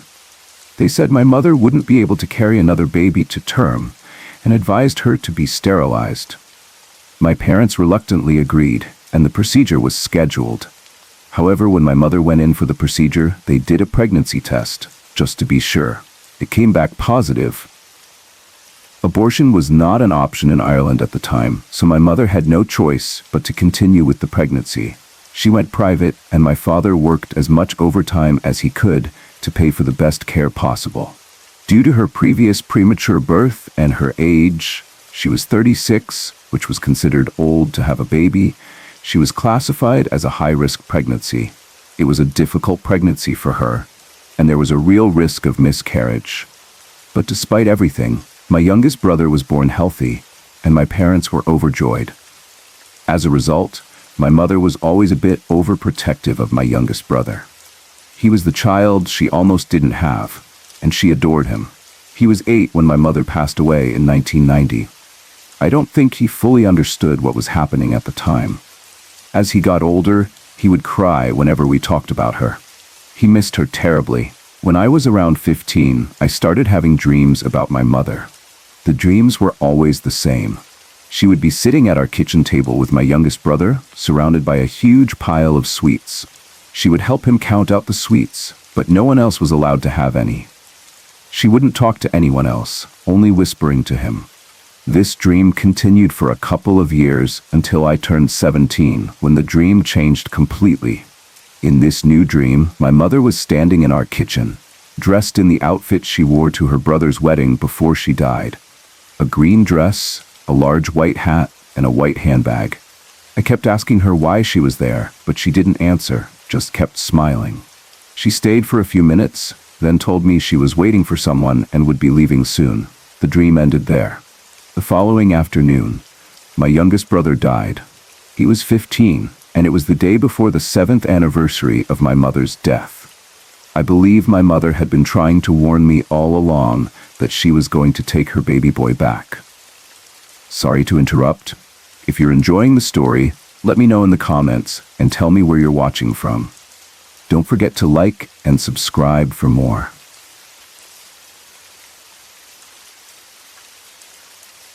My mom was a generous, gentle, kind-hearted person who would help out in any way she could. I hate to admit it, but when I was a teenager, I wasn't always the nicest to her. You know how it is at that age, 15, thinking you know everything. My mom always let me get away with a lot, but she gently let me know when I was being a jerk. I think she understood it was just part of me being a teenager. Then one day, I realized just how lucky I was to have such a great mom and friend, and I started letting her know how much I appreciated her. That was the first time I ever said I love you to her. We weren't a family that expressed affection with hugs and kisses, but we knew we loved each other. After that, I started taking her out for coffee, going shopping, talking more, just hanging out. I don't know what brought on the change, but it just felt like it was time. Shortly after, my mom was diagnosed with cancer. She beat it that time, but 5 years later the cancer came back, spread quickly, and took her from us. My dad and I were heartbroken. She had been there for my wedding, and that made her so happy. But when I got pregnant with my first child, I felt a deep sadness that she wouldn't be there to see her first grandchild, and I thought about her constantly. When my son was born, we forgot to bring a camera for his first pictures. We didn't even think about it until the woman in the next bed's husband started taking pictures. I guess she overheard us and kindly offered us her instant Polaroid camera to take a few shots. The first picture was of me, very tired, holding my wrinkly little baby in my lap. Then I took one of my husband holding the baby and another of me with him. We returned the camera, and when the pictures developed, we looked at them. The first picture of me with my baby was incredible. My image was perfectly clear, but my baby had a big orb surrounding him. The other pictures were normal, But that first one, it felt special. My mom had seen her first grandson after all. When my dad was nearing the end of his life and in the hospital, we both knew he wouldn't be going home. He was weak and only semi-conscious most of the time, but when he was awake, he was completely lucid, the dad I knew and loved. On his birthday, he told me he had seen my mom at his window the night before and that he was ready to go with her. I didn't want to hear it, but I knew it was true. It was almost his time. The next day, which was my birthday, he wished me a happy birthday, and we chatted for a while. Eventually, he grew tired and dozed off. He never woke up again. Since then, I haven't had any more experiences with my parents. I think they're too busy with each other now that they're back together.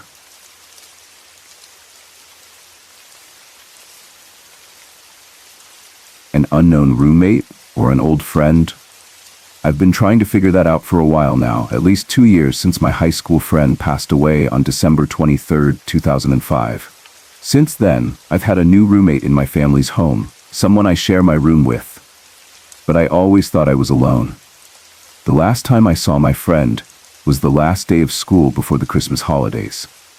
I'll admit it, she wasn't popular, and neither was I. We both had trouble with friends, something we'd often talk about. We only had one class together, but I'd see her around before classes started, when we were switching rooms or during breaks. I never spent time with her outside of school though, and now I wish I had.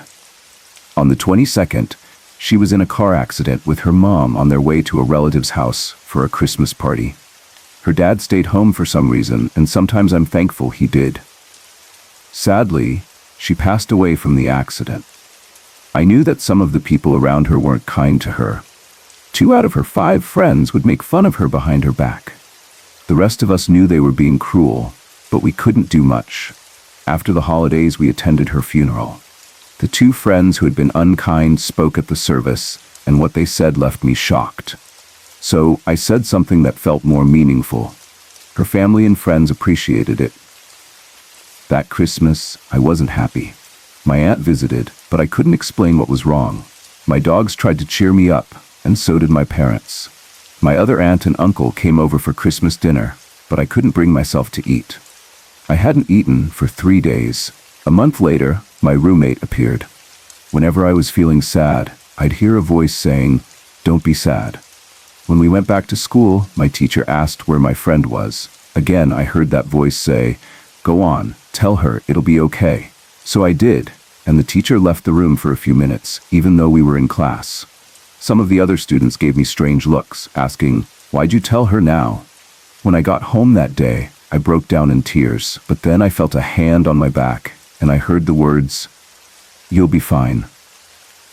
2 years later, I don't hear those words anymore, but I still feel like I have another roommate. It feels like my friend from 2005, but I'm not so sure. I keep a picture of her and her parents on a little ledge by my floor, and whenever I look at it, I feel her presence. It's nice to think she's around, but I don't want her, or anyone else, waking me up at 3 a.m. with a shadowy figure sitting in my chair, spinning around like it did 2 nights ago. It took me a full year to move on from the accident. Even now, it's still buried in the back of my mind. I still have all the newspaper clippings about the crash and pictures from the articles. I've always wondered if my other friends have this roommate too. Someone watching over us. My best friend once drew a picture of her as our guardian angel. Maybe that's why she's still here? I was about 14 at the time, and it was a Saturday night. My sister, my mother, her partner, and I had been out to the cinema and then a restaurant, something we usually did on weekends. I think my mum's partner was trying to impress us.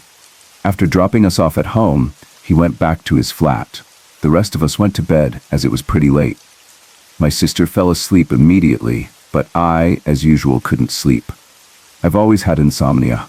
A few hours later, I got out of bed to do one of my usual nightly routines, maybe grab a snack, watch TV, or fall asleep on the sofa. I often did this, as the sofa always felt more inviting than my bed. As I walked past my mum's room, I noticed the door was slightly open, so I thought I'd check to see if she was asleep. The room wasn't too dark since a street lamp outside provided some light. I could see pretty clearly. I saw my mum curled up, asleep, up against the wall. But on the other side of the bed, there was a man lying on top of the covers, propped up by pillows. As soon as I saw him, I jumped back behind the door. The way he was facing suggested he was awake and looking directly at me.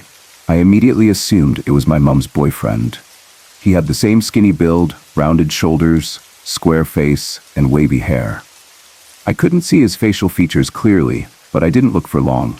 I peeked again to make sure I wasn't imagining things. I knew my mom's boyfriend had left earlier. I'd heard him go. But when I looked again, the man was still in the same position, not showing whether he had seen me or not. I jumped back again and took another look. Who else could it be? It looked like him, but why was he lying like that, half sitting up and staring straight ahead? I figured my mom had sneaked him back in somehow. Not sure if he was awake or not, I decided to go back to bed. In my room, I looked out the window to see if I could spot his car, but I couldn't see it, so I thought maybe he'd parked around the corner. I read for a while and eventually fell asleep. The next morning, I told my sister about what happened. We both decided to confront my mom about it. We marched straight to her room, but when we got there, the man was gone, and my mom was in bed, awake.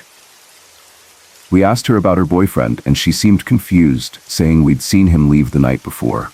Obviously, we didn't believe her, so we asked her over and over until she got frustrated and demanded to know why we thought she would lie about him being there. It wasn't like we had any problem with him. I told her what I saw, and she looked genuinely scared. At first, she didn't believe me, but when she realized I was serious, we all started to feel uneasy. They asked the usual questions. Could I have been dreaming? No, I hadn't fallen asleep yet. Was I sure about what I saw? Definitely. It was as clear as seeing my mom in the bed, just like any normal person. It wasn't until a few days later, when I was thinking about it, that I really noticed the picture of my mom's dad, who had passed away when she was 14. His features were similar: wavy hair, a square face, kind of skinny, and rounded shoulders. A year or so before this happened, my mom had gone to a clairvoyant, just out of curiosity. She was her dad's favorite, and his death had affected her deeply. The clairvoyant told her that her dad often visited her and liked to watch over her while she slept. Could it have been him that I saw that night? I don't really believe in ghosts, but I know I didn't dream or imagine it. What else could it have been? My mom truly believes it was her dad. What do you think? This is a true story about what happened after my grandfather passed away about 4 years ago. He was the first person I really cared about and lost, and I was looking for some kind of sign that he was at peace. Not long after his death, maybe a few weeks, my grandmother, who was 70 and blind, was lying in bed at her house. My uncle, her son, was staying with her to take care of her. Now, let me tell you, my grandmother was sharp as a tack. She wasn't your typical elderly person. One night, she was lying in bed when she suddenly felt the bed move, as if someone had laid down beside her. She thought maybe my uncle had sleepwalked into her bed. She called out his name, but he didn't answer. She called it again, and this time he responded from the other room. That's when she realized someone or something had laid beside her that night. My uncle also had a strange experience while he was staying at the house. He would sleep on the couch, and he always kept a picture of the family, including my grandfather, on the table in front of him. One morning, he woke up to find the picture had been turned around, facing the opposite direction. Now remember, my grandmother couldn't walk and used a wheelchair, so it was just her and my uncle in the house at the time. No one else could have moved the picture. A few days after my grandfather passed, my uncle was laying down on the couch where my grandfather always used to sit. At one point, he felt like he couldn't breathe, as if something was pressing down on his face. He said it felt like a hand was over his mouth, smothering him. We wondered if it was my grandfather's spirit sitting in his favorite spot. Maybe when my uncle's head was near the armrest, my grandfather's spirit rested his hand there, causing my uncle to feel that sensation. I also thought there was something strange about how I got accepted into nursing school. About a month after my grandfather passed, I was waiting to hear if I'd been accepted. When I found out I hadn't been, I was devastated. Losing my grandfather had been hard enough, and not getting into nursing school felt like the final blow. Then, one day, I got a phone call from the school. They told me I had been considered and needed to come in that day to register because classes started the next day. Everyone else had already been chosen, and now I had the chance, just a day before school started. I always believed that my grandfather had something to do with that timing. My aunt, who lived in the next county, had her own experience. One night, while her husband was working the night shift, she was home alone. She woke up to find my grandfather standing at the foot of her couch, wearing one of his favorite flannel shirts. She jumped up and shouted, "Oh my God, what are you doing here?" He spoke to her, though I can't remember what he said, and then disappeared. She got up to check the other rooms and found him standing in the kitchen, but then he vanished again. Another time, my other aunt was at the house with my grandmother. My grandmother was lying in her bedroom, and my aunt was in the other room. Suddenly, she heard my grandmother talking to herself, saying, "I said no, I'm not ready to go yet." My aunt went in and asked her who she was talking to, and my grandmother said, "It's your father. Don't you see him at the foot of the bed? He's trying to get me to come with him." My aunt said that after that, she never went back into the bedroom again. Exactly 14 months later, my grandmother passed away too.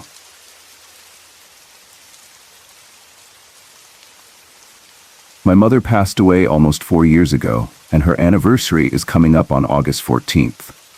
In the weeks leading up to her death, she was heavily medicated, so some of the things she said and did could have been a result of the painkillers. But there were a few experiences I'll never forget, and I truly believe they were something special. My mother struggled a lot with anger, especially since she was taken so quickly, without much time to come to terms with her passing. I had a trip planned to visit my boyfriend in Ontario at the time, and though I desperately wanted to see him, I didn't want to leave my mother. She made me go, though, telling me I deserved it. I went, but I had panic attacks the whole time, even though I tried to enjoy myself. I spoke to her every night, and I made it clear to everyone that they were not to call my phone unless it was an emergency. My parents weren't even supposed to call it unless I needed to rush back home. My mother did well while I was away, but when I came back, she was painfully thin, and her skin had turned yellow. She was still happy, but it was different. She had very little strength, and things began to steadily decline. The only sound that comforted me at night was the sound of her respirator. If I couldn't hear it, I couldn't sleep, so I started sleeping on the living room couch upstairs. Though it was uncomfortable, I didn't mind. As her death drew closer, the pain from cancer became unbearable, and the more drugs she was given, the more out of it she became. One afternoon, I was lying with her in her room, and she was staring at the TV with a small smile, waiting for her iced cappuccino that my dad would bring her 3 times a day. It was one of her little joys. Suddenly, I felt like something was wrong. I lifted my head from under her hand and saw that she wasn't looking at the TV anymore. She was staring intently into the corner of the room. She gasped a little and whispered, "Who's that?" I asked her, "Mom, are you okay?" She nodded but kept staring. I asked if she was seeing things, and she nodded again, then glanced at me before returning her focus to the corner. She whispered, "It's a person." "Do you know them?" I asked. She shook her head a little, then cocked it to one side and said, "I think so." I held her hand and reassured her that it was probably someone she knew, just visiting to let her know everything was going to be okay. She smiled and continued staring at the figure. About 20 minutes later, she sighed and returned to watching the TV as if nothing had happened. I told my dad about it later, and he said it was probably just the drugs, but he seemed a little unsettled. I didn't think much of it until after the funeral. The morning my mother passed away, I was lying at the foot of the bed. My parents had a huge bed, and my dad slept on the right side, my mom on the left. I was sprawled on the bottom, half on the bench they'd set up for the dog. My father was still fully clothed, lying next to her on top of the covers. We had all fallen asleep listening to the rain the night before. Around 6:05 a.m., I felt my mother's hand touch the top of my head. She had a specific way of waking me up, and it was the only thing that would get me out of bed. I was shocked because I knew she hadn't gotten up, She was still lying there on her side of the bed, looking directly at me. There was no way she could have gotten up and touched me, but I knew somehow that she had, or that someone had. I looked at her, tears in my eyes, and asked, "Mom, is it time?" She nodded slowly.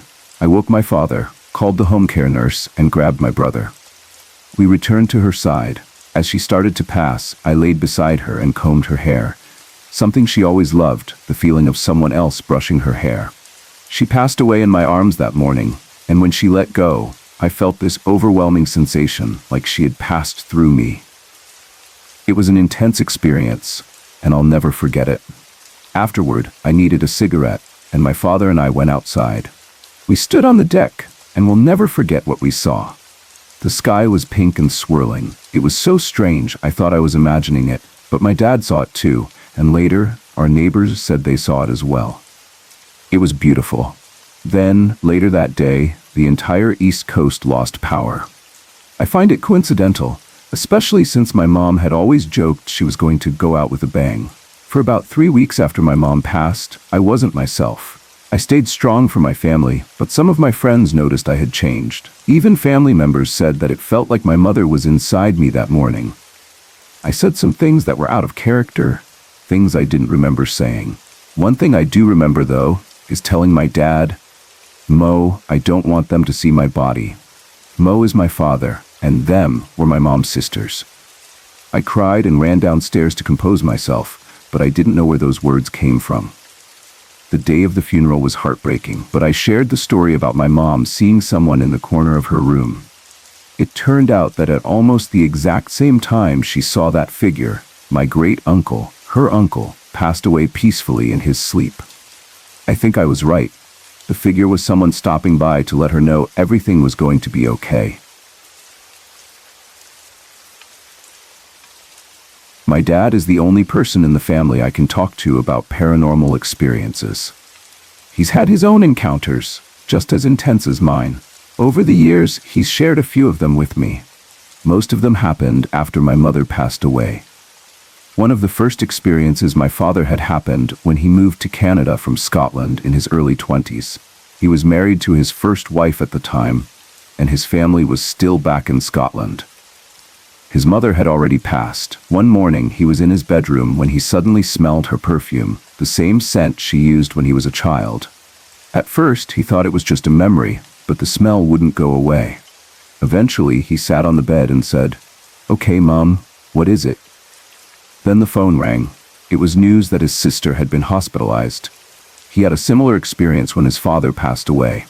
He was overseas again, far from family, and couldn't make it to the funeral. A few months after my mother's passing, my father began spending time with a woman who was just a friend at the time. Later, they became a couple, but my father couldn't bring himself to love anyone else. They remain close friends now. During this time, my father could feel my mother's anger. She was jealous because he was spending time with someone else. One day, he was washing his hands, and his wedding ring got stuck on his finger. As it sometimes did. It was tight enough that you needed something like grease to get it off. As he reached for a towel, the ring suddenly shot off his finger and landed in the middle of the bedroom. He could feel my mother's presence, her anger. He knew it was her throwing a tantrum because he was going for coffee with this woman. He loved my mother deeply, and I knew he would never have hurt her. My father spoke aloud, "Okay, Anne, come on. You know it's nothing. Smarten up." He put the ring back on, and it got stuck again. The angry feeling faded, and the room cooled down. My father also heard my mother's voice sometimes or felt her lie down next to him while he was trying to sleep. He felt her presence often, more than I did. One day I was at home alone, struggling with my grief. I was crying and feeling completely alone. About 15 minutes later, my cell phone rang. It was my father. He asked, "Are you okay? Something feels off, and I don't know why. Have you been crying?" I admitted that I wasn't doing well and needed someone to talk to. He immediately came home to be with me and told me what had happened. While he was outside having a cigarette, talking to my brother, something distracted him. He said, "You know how your mother was. If she wanted your attention, she'd get right in your face until you asked her what was going on. It was like that." He couldn't shake the feeling that he needed to call me, so he excused himself and made the call. And sure enough, I was crying. This phone call became a regular thing. Whenever I was struggling, my dad would call me saying, "I had that feeling again. She's around when things get tough. She's still watching over you." It always gave me comfort.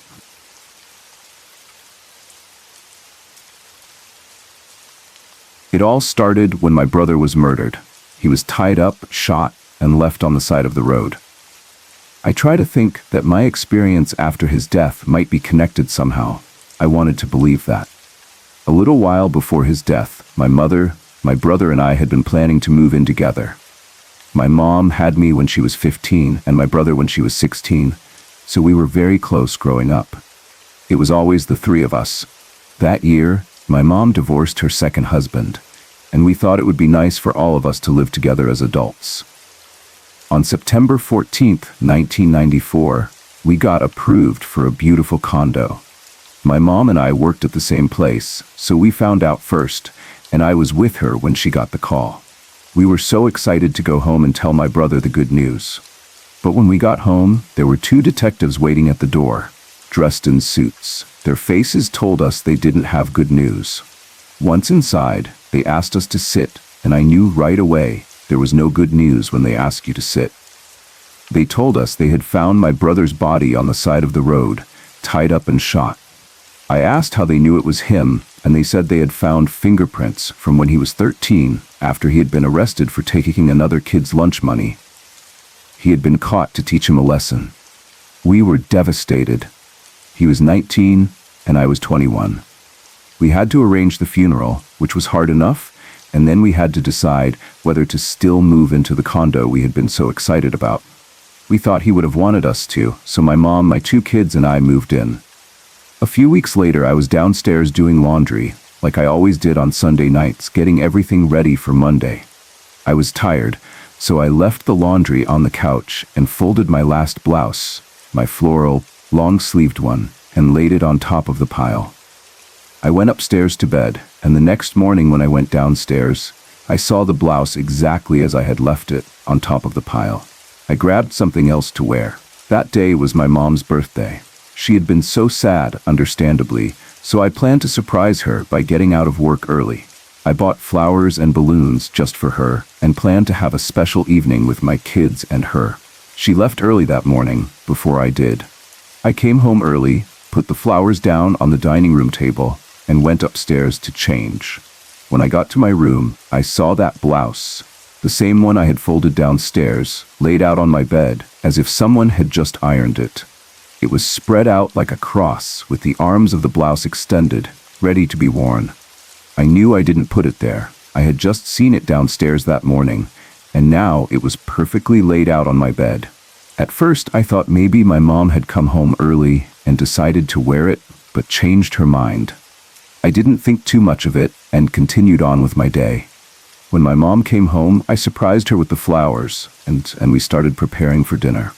I asked her, "Mom, when you came home today, did you decide to wear my blouse?" She looked confused and said, "What are you talking about, Mija? I worked all day and didn't leave early." That's when I started to freak out. There was no way I put that blouse there.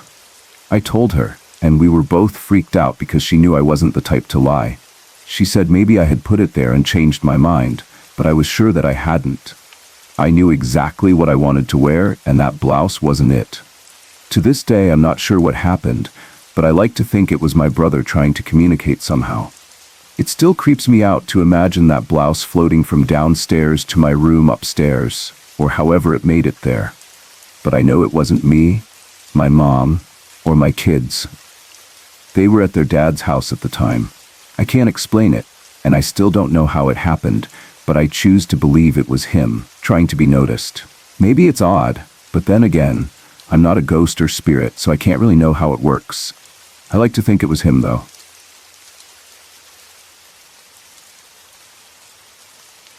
Many strange incidents have happened in my life, both comforting and eerie, from the other side. But this one stands out as the most impressive and peaceful experience I've had. My father passed away in January 2001 from pancreatic cancer. He was lucky in that he didn't experience the excruciating pain most people with this disease go through. His pain only started the morning before he died later that evening. For most of his last day, he was semi-comatose, and he passed away shortly before 10 p.m. I didn't feel his presence around me at all in the months that followed, until the summer after his death. I can't be sure whether it was June, July, or August, but it was a typical hot and humid Texas afternoon. I had just finished mowing my mother's yard and was sitting in the shade under her oak trees, cooling off with a glass of iced tea. I wasn't asleep. I was too hot and sweaty from mowing. I was facing the house when I saw my father, as clear as day, walk across the yard toward the corner of the house, about 30 feet away from me. He was wearing his favorite red and blue striped shirt with the sleeves rolled up, his Levi's jeans, and dark blue running shoes. He was walking with purpose, his head down as if deep in thought, his arms swinging naturally. He looked as solid as if he were alive, completely unaware of my presence. I had about 15 to 20 seconds to watch him before he disappeared. It was amazing. A peaceful feeling washed over me, and I just sat there in awe. I shared this experience with my sister, who is a strong believer in the paranormal due to her own experiences. But I was hesitant to tell my mom, who tends to get easily creeped out. Eventually, I did share it with her, and to my surprise, she wasn't as freaked out as I thought she'd be. I even told her that he disappeared into the wall of the house, and she just laughed. Over the next few years, my mom had a few more experiences that seemed to involve my father, like being woken in the middle of the night the same way he used to wake her when he was alive. My sister has also seen him reflected in windows behind her. I feel especially blessed to have witnessed him one more time. Now, when I'm at my mom's, I keep my mind open, hoping for another sign from him.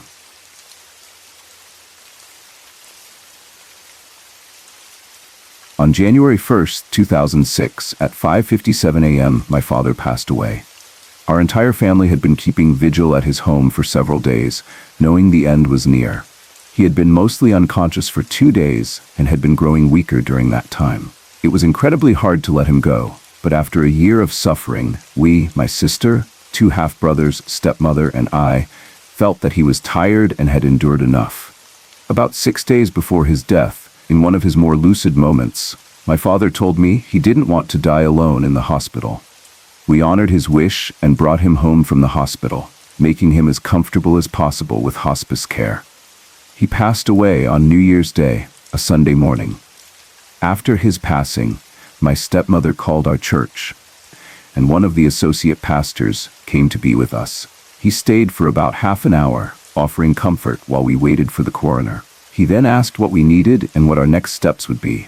My husband suggested we go to church, saying it was what my dad would have wanted. We all agreed, went home to clean up, and prepared for church. At home, I took a hot bubble bath to relax. I closed my eyes for a moment, and when I opened them, I saw a white mist shaped like a man standing at the bathroom door. My husband had insisted on leaving the door open, worried about me being alone. I whispered, "Daddy," and the mist vanished instantly. At the time, I just brushed it off as exhaustion. I don't remember the church service, but later that afternoon, my stepmother asked us to come by the house to collect a few things my father had wanted us to have. My sister was there with her family, and I was there with my kids and my stepmother, along with one of my stepbrothers. My stepmother asked me to go upstairs to her and Dad's room to grab his watch off the dresser. At the top of the stairs was a small bookcase built into the wall. My dad had placed a small brass cannon and vase on the middle shelf behind a bouquet of flowers, so they were visible but partially blocked by the vase. As I walked past the bookcase, both the brass cannon and vase shot off the shelf simultaneously, hitting the wall across from the shelves before falling to the floor at my feet. My 11-year-old niece witnessed this, ran downstairs, and jumped into her father's lap, too frightened to move. I picked up the items and placed them back on the shelf. I went into the bedroom to look for my dad's watch, and while searching, I heard a noise in the hallway. Thinking it was a family member, I called out for them to come in and help. But no one answered. When I checked the hallway, it was empty. I found the watch and returned to the hallway, only to find the brass cannon and vase once again in the middle of the floor. I picked them up and put them back on the shelf. At that point, my stepmother called up the stairs for me to grab the cannon and vase because my father had wanted me to take them. I was a little bewildered, but I took them downstairs as asked. Later that evening, as we sat together, dealing with our grief, the hallway light began turning on and off, exactly 120 seconds apart. I left late that night, exhausted but still processing everything. I visit the house regularly now to spend time with my stepmother. The strange occurrences still continue in the hallway, especially with items on the middle shelf and the lights in the hall, both upstairs and downstairs. My stepmother refuses to acknowledge any of it, and life goes on, but I can't help but think that it might be my dad, watching out for us in his own way.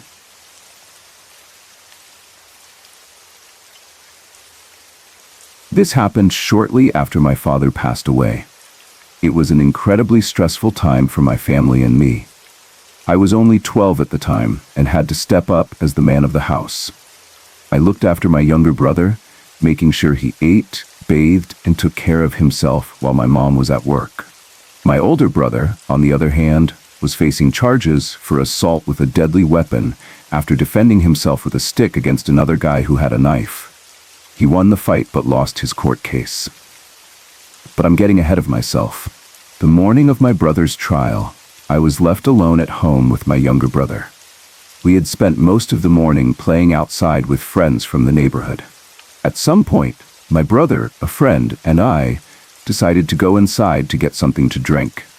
My brother and his friend went outside to drink theirs, while I stayed behind to clean up the mess. As I walked past a picture of my older brother sitting on top of the TV, I found myself wondering how the trial was going. Right at that moment, something strange happened. My brother's picture suddenly flew off the TV. It didn't fall. It jumped into the air and flew across the room. I stood there, stunned, trying to process what I had just seen. Then, the oven door opened and slammed shut on its own. Almost immediately after that, a wind-up songbird that my father had bought for my mom began to play. This bird required you to wind it up and flip a switch to get it to play, and I knew for certain that I hadn't touched it. I was the only one in the house at the time, and I could see both the bird and the oven from where I was standing.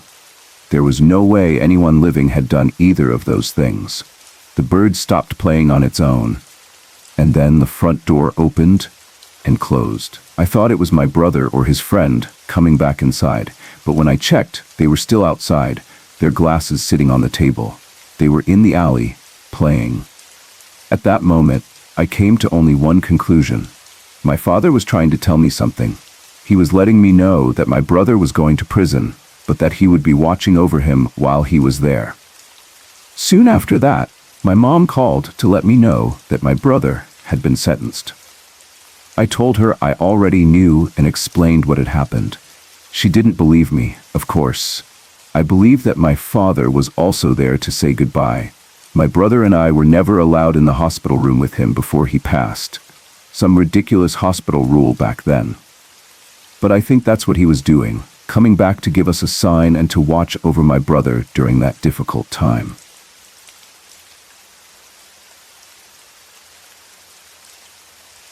My best friend and I have been close since we were little. We're more like sisters than friends, and we go to all of each other's family events. Her family is like my family, and mine is like hers. A couple of years ago, my grandma passed away from cancer, and every year on her birthday, we make sure to bring flowers to her grave. Last year, it was a bit last minute. It was around 11:30 p.m., maybe midnight, when I realized that we had forgotten to bring flowers to the cemetery.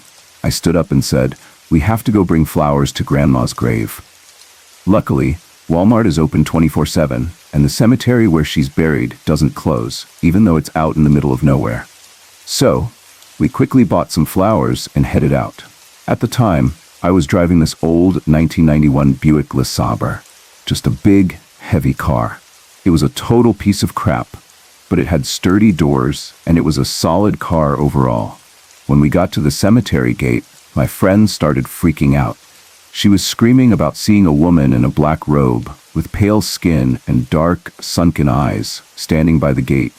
I looked back, but didn't see anything. I thought maybe she had just seen a shadow from the car or something. We pulled up to my grandma's headstone, which is at the end of the cemetery, closest to the driveway, and my friend was begging me to just wait until the next day when it was light out. But I told her, we're already here, and my car is a gas guzzler. Whatever you saw is gone now, and I don't think it wants to hurt us. I'll be quick about it.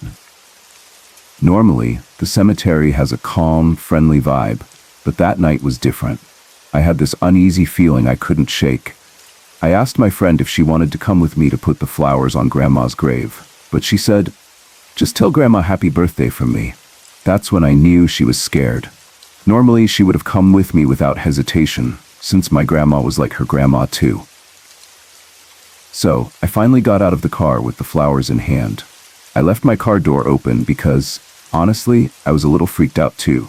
I walked to my grandma's grave, set down the flowers and said, "Happy birthday, Grandma," from the both of us. As I stood up and turned around, I saw my car door slammed shut out of the corner of my eye. Hard.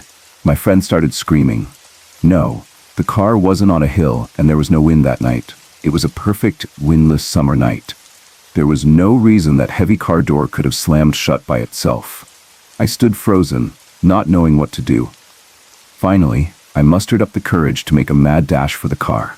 I grabbed the door handle and it was freezing cold. Totally strange since it was around 80 degrees that night. I threw the door open, jumped in, and put the car in drive. The air in the car was freezing, and my AC wasn't working. My friend was pale as a ghost, still screaming, "Go!"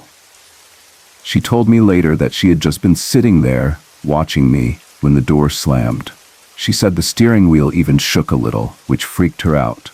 As we pulled out of the cemetery, we both saw a very dark shadow by the gate. We didn't even hesitate. We sped off straight home. When we got back, we told my mom what happened. She just looked at us and said, "Well, maybe it was Grandma's way of telling you to get home." I didn't have my driver's license at the time, so she probably wasn't wrong. It was about 10:30 p.m., and my parents, my siblings, and I were in the kitchen watching TV. Just the week before, my grandma had passed away. They said she died from eating ice cream, but it was really from a stomach freeze instead of a brain freeze. After her funeral on Saturday, strange things started happening at our house. Noises and sights that seemed out of the ordinary, especially late at night. So, one night, my dad told everyone it was time to go to bed. It had become a habit of his to shake his keychain to scare my little brother into going to sleep. But that night, something was different. My sisters and I were laughing and talking, cracking jokes as usual, and my dad shook his keys to get us to quiet down. It worked. My little brother immediately got scared and went to sleep. We were all settling in to sleep after a while. My dad slept on a single bed in the corner of the room, while my sisters, my little brother, and I shared a king-size mattress. I was about 5 or 6 years old, and I was always the last one to fall asleep. Just as I was about to close my eyes and drift off, I heard the sound of keys jingling. I thought it was my dad, but when I turned to him, I saw he was snoring, definitely not shaking his keys. I asked him to stop, but he groggily replied, "I'm not shaking my keys." I figured he was joking, so I asked again, but his response was the same. I started to feel uneasy, so I woke my older sister up. She told me she could hear the keys jingling too, even though she had been asleep. After that, I finally fell asleep, but my sister stayed awake. Our bed was near the open window, and it was chilly that night. My sister pulled the blanket over our feet to keep warm, but suddenly the blanket was pulled up, away from our feet. I was scared out of my mind. We pulled the blanket back down, but this time something started tickling our feet. We thought it was our dad, so we asked him to stop. But he responded, "I'm not tickling your feet. I'm all the way over here." Now, both of us were really scared. I curled up under the blankets, too terrified to move.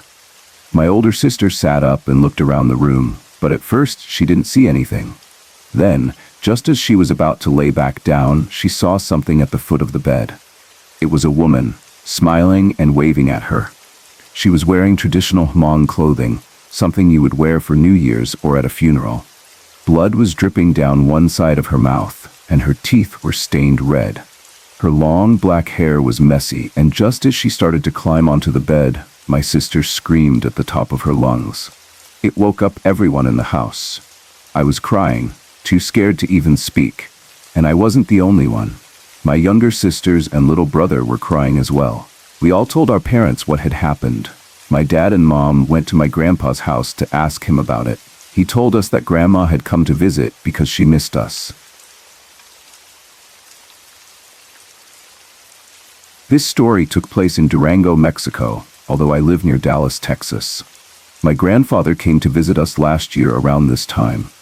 He was a bit ill, but at his age, it was somewhat expected. He left to return to Mexico after New Year's, but a few months later he had a stroke and became unresponsive. He spent about a month in a coma before passing away. For a couple of months, nothing strange happened. But then, around June or July, something unsettling occurred. A man called my aunt. My grandfather had lived with her and her family in Mexico, along with her husband, their 2-year-old child, and a dog. The man asked to speak with my grandfather, and my aunt, trying to remain composed, told him that my grandfather had passed away a few months earlier. The man was in disbelief. He said that my grandpa had called him 3 days prior and left a voicemail asking him to call back. Naturally, my aunt was taken aback and started crying. She repeated that my grandfather was no longer alive. The man, clearly freaked out, asked her what the voicemail had been about. It turned out that my grandfather had been asking the man to fix a machine that he used to fertilize his fields. My grandfather was obsessed with the land, and even in his old age, he would wake up at 4 a.m., ride his bike to his fields, and tend to them. The man, a traveling engineer, didn't know that my grandfather had passed, so it was understandable that he didn't believe it. A few days later, he came to the house to return the machine. My aunt showed him the death certificate, and at that point, the man was spooked. In this small Mexican town, where everyone is Catholic and very superstitious, he even requested a special mass be dedicated to my grandfather, thinking that he was being haunted. After my grandfather's death, my uncle took over the fields. When they received the machine back, the man tried using it, but after a few days, it broke down again. He attempted to repair it, but that night, or perhaps the next, my aunt had a dream about my grandfather. In the dream, he asked her to get the machine fixed so that the plants wouldn't die. He explained that all his hard work had been for the land to provide for them. My aunt was both saddened and frightened by the dream, so she called the man again. He drove several hundred miles to fix the machine, this time at no charge, and dedicated another mass for my grandfather. After that, the machine was fixed and nothing strange happened for a while. However, in August, my aunt's son claimed to have seen my grandfather walking around the fields early one morning. My aunt immediately called my mother to share the news, and my mom became very emotional. I, on the other hand, thought it was kind of amazing. Since then, my uncle has continued to take care of the fields, and they haven't seen my grandfather again. My uncle was a complicated man. He drank heavily and could be overbearing at times, but he was also outrageously funny and kind-hearted. He treated me and my siblings very well, though his other siblings wouldn't let him stay with them. He was only welcomed at my mother's home. When he passed, we held the repast at my aunt's house. As we sat around eating and talking about him, something strange happened. Pictures started literally falling off the walls. Everyone just sat in silence, not knowing what to say. My aunt's pictures had been on those walls for as long as I could remember. Now, they were on the floor.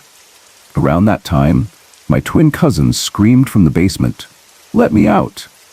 He had gone down there to retrieve something for my aunt. The door had a lock on the outside, and when he tried to open it, it was as if someone had locked him in.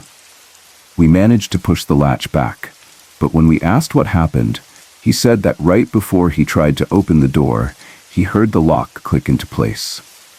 I could only assume it was my uncle, upset that his siblings were talking too much about him. Later that night, I had a dream. I have a deep fear of cats and dogs, so this particular dream really disturbed me. In it, I was walking through an empty building when a cat jumped onto my back and refused to get off. No matter how much I screamed and struggled, It stayed glued to me, rubbing its face against mine. I woke up terrified. The dream repeated for 3 nights in a row. It was so unnerving that I called my mom, aunt, and grandmother. They all said the same thing. I was letting someone into my life who hated me, and the dream was a warning. They advised me to be more careful about who I socialized with. I started being more discerning about the people I allowed into my life, and I never had that dream again. A few months later, my best friend, whom I had known since first grade, told me about a dream she had. Her dad, who had passed away after battling diabetes and being wheelchair-bound, appeared in her dream. In it, he walked across the street, came through her door, and said, "I came to see about you, Cookie." She had this dream 3 times. I told her that maybe he was coming to take her to the other side, but she said if it was her time, she was ready. 3 months later, she passed away unexpectedly from an illness. I miss her dearly, and sometimes I wonder about the words her dad spoke to her.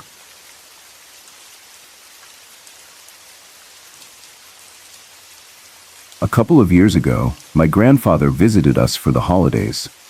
He was not in the best health, but we all expected him to be okay. After spending time with us, he went back to Mexico, but a few months later, he had a stroke and fell into a coma. After about a month, he passed away. For a while, nothing unusual happened. Then one day, my aunt got a strange call. A man called her asking to speak to my grandfather. When my aunt told him that my grandfather had passed away, the man didn't believe her. He said he had received a call from my grandfather 3 days ago, leaving him a message to return his call. My aunt was shocked and upset, and asked him what the message was about. The man explained that my grandfather had asked him to fix a machine that he used to tend to his farm. My grandfather had been obsessed with his land, and he always wanted to make sure it was taken care of. The man still couldn't believe my grandfather was dead, so my aunt showed him the death certificate. The man was scared, and he ordered a special mass for my grandfather at the local church. A few days later, the machine broke again, and the man came to fix it once more, at no charge. He also dedicated another mass for my grandfather. After this, everything seemed normal again. But then, around August, my aunt's young son saw my grandfather walking around the farm in the morning. He was shocked and immediately told my aunt, who called my mother.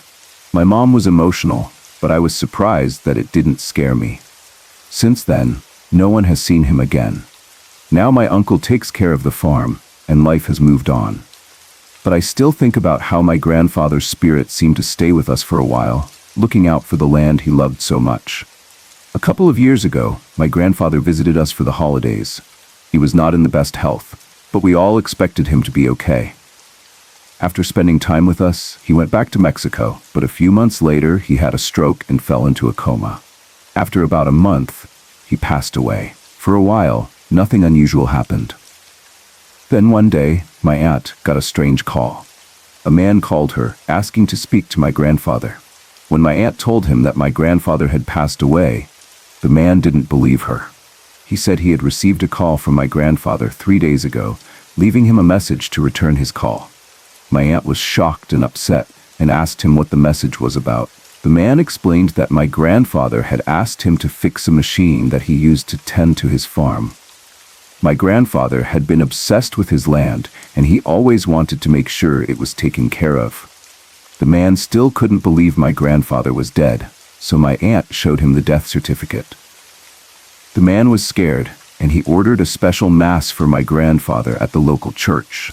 A few days later, the machine broke again, and the man came to fix it once more, at no charge. He also dedicated another mass for my grandfather. After this, everything seemed normal again. But then, around August, my aunt's young son saw my grandfather walking around the farm in the morning. He was shocked and immediately told my aunt, who called my mother. My mom was emotional, but I was surprised that it didn't scare me. Since then, no one has seen him again. Now my uncle takes care of the farm, and life has moved on. But I still think about how my grandfather's spirit seemed to stay with us for a while, looking out for the land he loved so much. Sorry to interrupt. If you're enjoying the story, let me know in the comments and tell me where you're watching from. Don't forget to like and subscribe for more.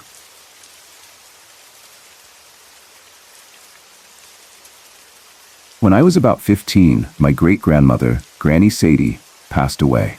She was such a lovely woman, always cheerful and full of life, even in her old age. She loved playing with dolls, and whenever she visited, she'd ask me to bring out my Barbies so she could help change their clothes and brush their hair. We weren't extremely close, but we shared that special love for dolls. She always told me she loved all her great-grandchildren, but that she liked me best because I was such a happy and smiley child. A year after her passing, it occurred to me that I had never visited her grave. Before she died, she'd asked that only the men in the family go to her grave, as she didn't want the women crying over her. So my sister and I decided to go to the cemetery and bring her flowers. We spent a while walking around, reading the headstones and thinking about things. When we finally found her grave, we laid down the flowers and stood there for a bit in silence. That night, I had a vivid dream where Granny Sadie was standing in my room, surrounded by bright light. She was smiling and thanking me for bringing her flowers. I woke up feeling calm and happy, but I thought it was probably just because I had been thinking about her. It felt like a nice, comforting dream. But that wasn't the end of it. About a year later, just before Christmas, things at home got really bad. My dad had been struggling with severe manic depression for most of my life, and it caused a lot of tension in our house. The emotional strain got so intense that one night my mother, brother, sister, and I left the house. I felt awful, like I was abandoning my dad, but I had no other choice. A few days later, we got the devastating news. My dad had overdosed on painkillers and antidepressants. He was rushed to the hospital to have his stomach pumped and then placed in a psychiatric ward. It was the worst time of my life. When we returned home on Christmas Eve, the house was a mess. Pills scattered everywhere, the Christmas tree in the trash, presents torn open. It was hard to even think straight, but we cleaned up as best as we could and tried to go to bed. That night, the phone rang. I didn't want to wake my family, so I answered it. It was my dad, crying. He told me how sorry he was and how he felt abandoned after we left. We talked for a while, and I reassured him that we still loved him, but that he needed help. After the call ended, I went back to bed, completely exhausted. Then I had another dream about Granny Sadie. This time, I only saw her face, glowing with bright light, floating above me. All she said was, "Tell your mom everything will be okay." The next day, it wasn't until we were at my aunt's house for Christmas dinner that I remembered the dream. I told my mom about it, and she burst into tears. I asked her if she believed me, and she said yes. She explained that Granny Sadie used to have dreams like that. In that moment, I realized this wasn't just a coincidence. At such an emotional time when I had so much on my mind, I hadn't thought about Granny Sadie much, let alone dream about her. But now, I truly believe she was watching over me, especially when I needed it most. It's comforting to feel that connection, and I know it's because of the special bond we had when I was younger. Things with my parents are still up and down, but I can honestly say everything turned out okay. And I'll always remember Granny Sadie's visit, letting me know that we were going to be okay too. My maternal grandfather passed away a couple of years ago, just shy of his 81st birthday. He was a deeply religious man and had been struggling with his health for some time, frequently in and out of the hospital due to chest infections. Despite his declining health, he remained mentally sharp until the end, though he became quieter and more tired. 1 year before he passed, he told my aunt a story that left a lasting impression. He had just woken up one morning, lying in bed as the sunlight filtered through the window, when he saw his mother standing at the foot of his bed. But this wasn't the elderly woman he remembered. Instead, she appeared young, just as he remembered her from his childhood. She was bathed in a bright light, and she told him that she was waiting for him, but that it wasn't yet his time. She reassured him that she would be there when it was his time to go.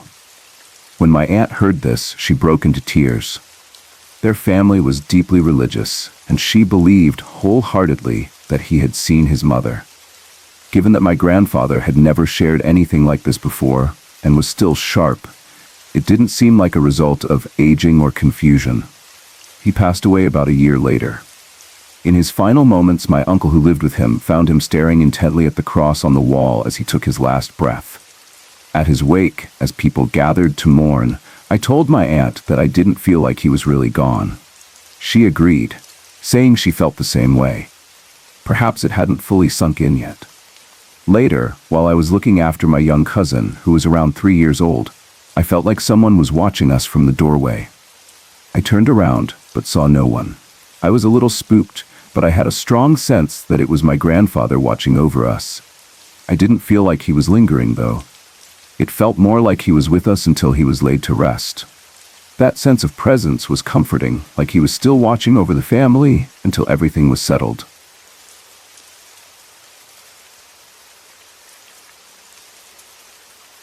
My mother passed away in October 2005 after a 2-year battle with cancer. It was a heartbreaking time for our family.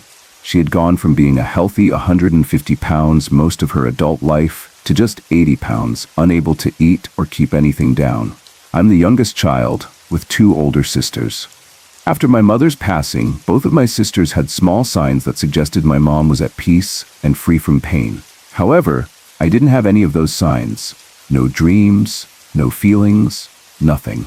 It left me feeling disconnected, and I often wondered why I hadn't experienced anything, especially since our family is known to pass the gift down through the generations. 2 years to the day after my mother passed, something happened that would change everything. I went upstairs into my bedroom and immediately noticed something strange. On my dresser mirror, I had a mass card from my mother's wake tucked between the glass and the wood. The card was a picture of Jesus praying and staring into the heavens. When I entered the room, I saw that the card had somehow flipped upright and was lying in a laundry basket about 2.5 feet from the mirror. I knew I had dropped the card multiple times, but never once did it get close to landing anywhere near that basket. I couldn't make sense of it. I picked up the card and placed it back on the mirror, still confused by how it had moved. At that moment, I finally stopped and said, "Mom, if that's you, I love you, and I really hope you're proud of me." It was a phrase I always remembered her saying, and as soon as I said it, I felt a calmness wash over me. Later that day, I told my wife about the experience. She was familiar with the strange occurrences our family had and wasn't surprised, but she listened attentively. I felt compelled to share the story with my stepfather, who had been struggling a bit with the anniversary of my mother's passing and the holiday season. When I told him what had happened, I added, "I hope this doesn't freak you out or make you feel worse. It was probably just the wind or something anyway." But he replied, "No, actually, I look forward to these kinds of stories from you and your sisters." There was something else I hadn't mentioned yet. My wife and I had just had a baby girl in July 2007, and we had named her after my mother. Our 2 older children, my wife and I, are all Italian, with olive skin and dark brown eyes, while my mother had fair skin and blue eyes. Our new daughter, though, had fair skin and striking blue eyes, just like my mother's. When I looked into her eyes, something about them felt familiar. Not the color, but the soul behind them. It felt like an old soul, and I couldn't help but feel that connection to my mother. That same night, around 1 a.m., my wife, exhausted from caring for the newborn, fell asleep on the couch.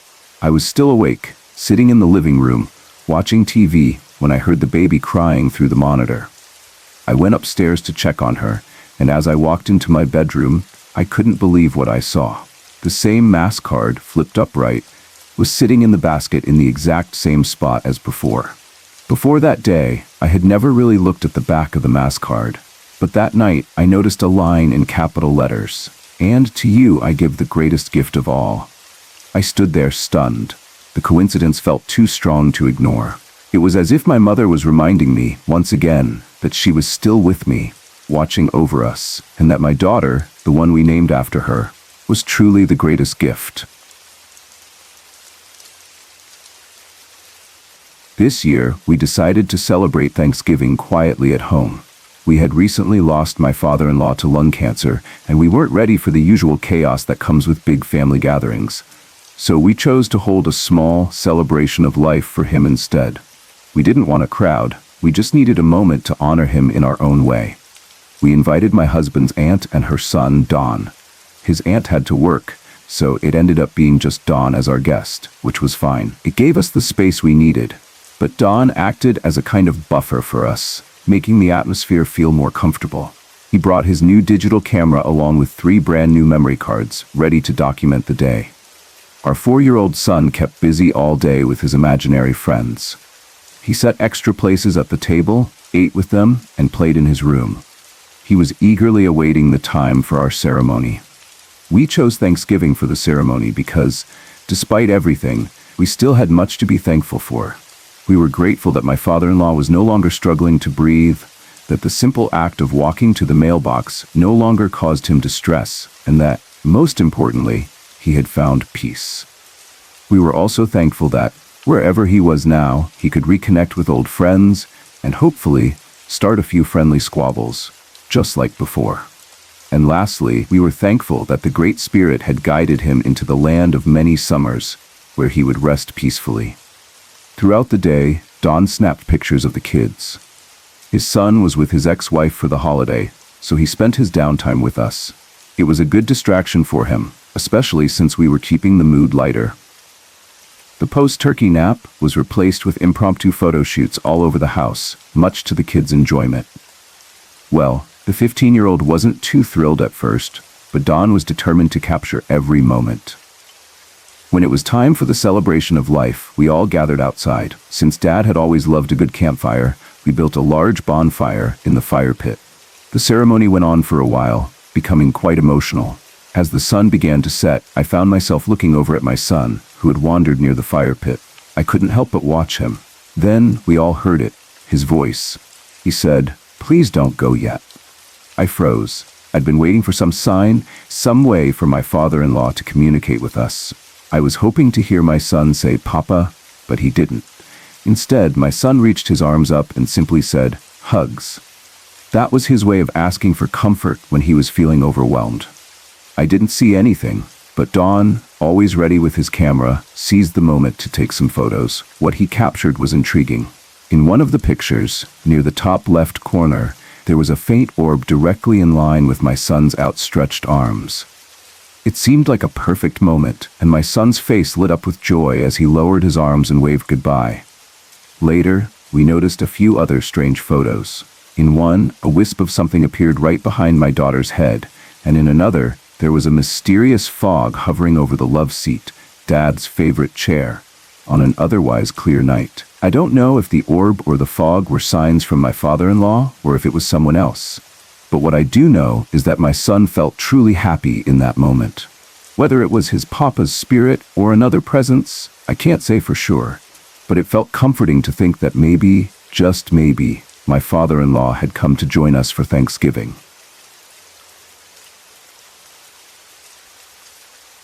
As a child, I was often told to stop letting my imagination run wild. I was discouraged from playing with my imaginary friends and warned not to tell stories that weren't true. But how do you explain a translucent figure of a man in your closet talking to you, smiling, and simply vanishing? That wasn't imagination. At least that's how I've always felt. As I grew older, I was labeled a flake and told not to make up lies. Eventually, I learned to keep these experiences to myself. But as I got older, I realized that the strange occurrences I had were not just figments of my imagination. Over time, I found there were a few people I could share these stories with, and this group became a safe space for me to express these experiences. One particular event stands out, which happened when I was around 16.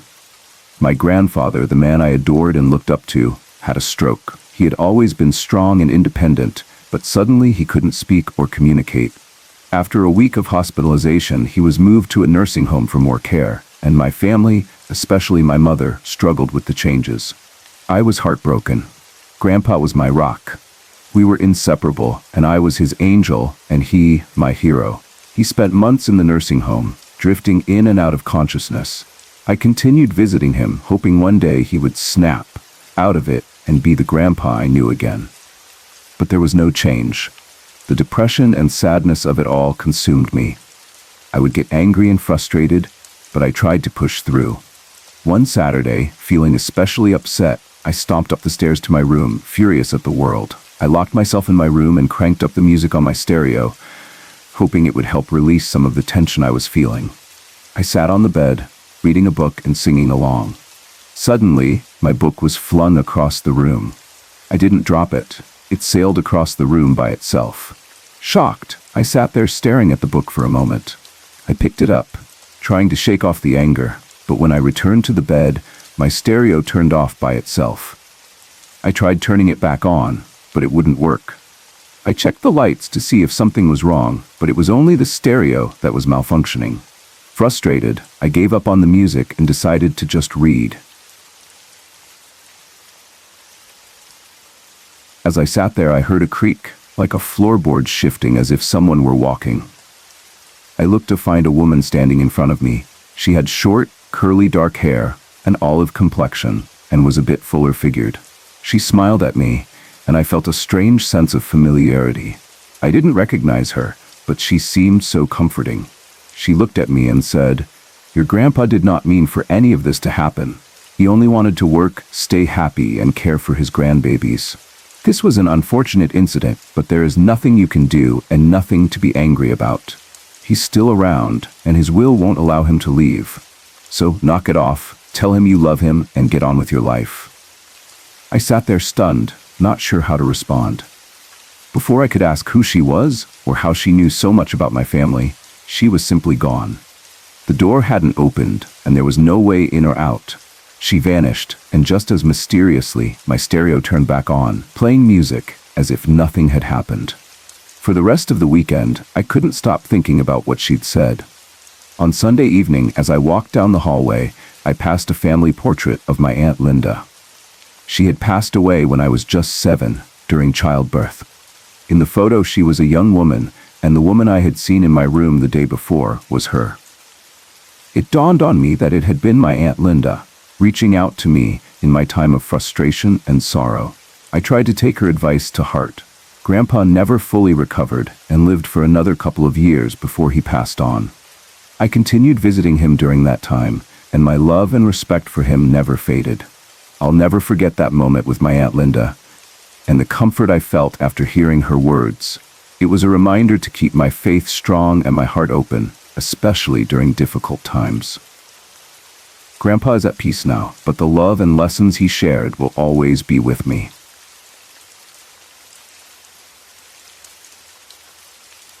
In 2003, my family experienced a devastating tragedy. My eldest sister, Shara, was killed in a car accident. It completely shook us to our core. A little background on my family. We've always been extremely close. There are 6 siblings, 2 boys and 4 girls. Our parents had their hands full, but we were always there for each other. Shara was 12 years older than me, but age never mattered. We were more than siblings. We were best friends. She was always the first one to call when something important happened, whether it was good news, bad news, or just something interesting. She had this amazing ability to make us laugh when we were sad, and she was always ready to stand up for us when we needed it. Shara was just one of those people you could always count on. So when the tragedy struck, it didn't feel any different. In the early hours of July 4th, Shara was killed in a single-car crash. The cause was believed to be a seizure she had while driving, leading her to hit a telephone pole. The news was in the paper the next day, and when we looked at the photos, something extraordinary caught our eyes. In one of the pictures, among the faces surrounding the car, we could see Shara's face. It was almost as if the photo had been taken just as she was leaving her earthly body. To us, it felt like a little gift from God. The days that followed were filled with grief as we made arrangements, received endless support from friends and family, and went through old photos, crying, laughing, and just loving each other through the pain. 3 days before the funeral, my mom, a few aunts, and I were in a flower shop picking out an arrangement to place in Shara's casket. I was casually walking around the shop, looking at trinkets, when I suddenly felt a tingling sensation on my left shoulder. It felt like someone had brushed their fingertips against it. I turned quickly to my left, and there she was, Shara. I couldn't believe my eyes. There she stood, smiling at me. She had a soft glow around her, almost like I could see her aura. Her nose crinkled the way it always did when she smiled from ear to ear.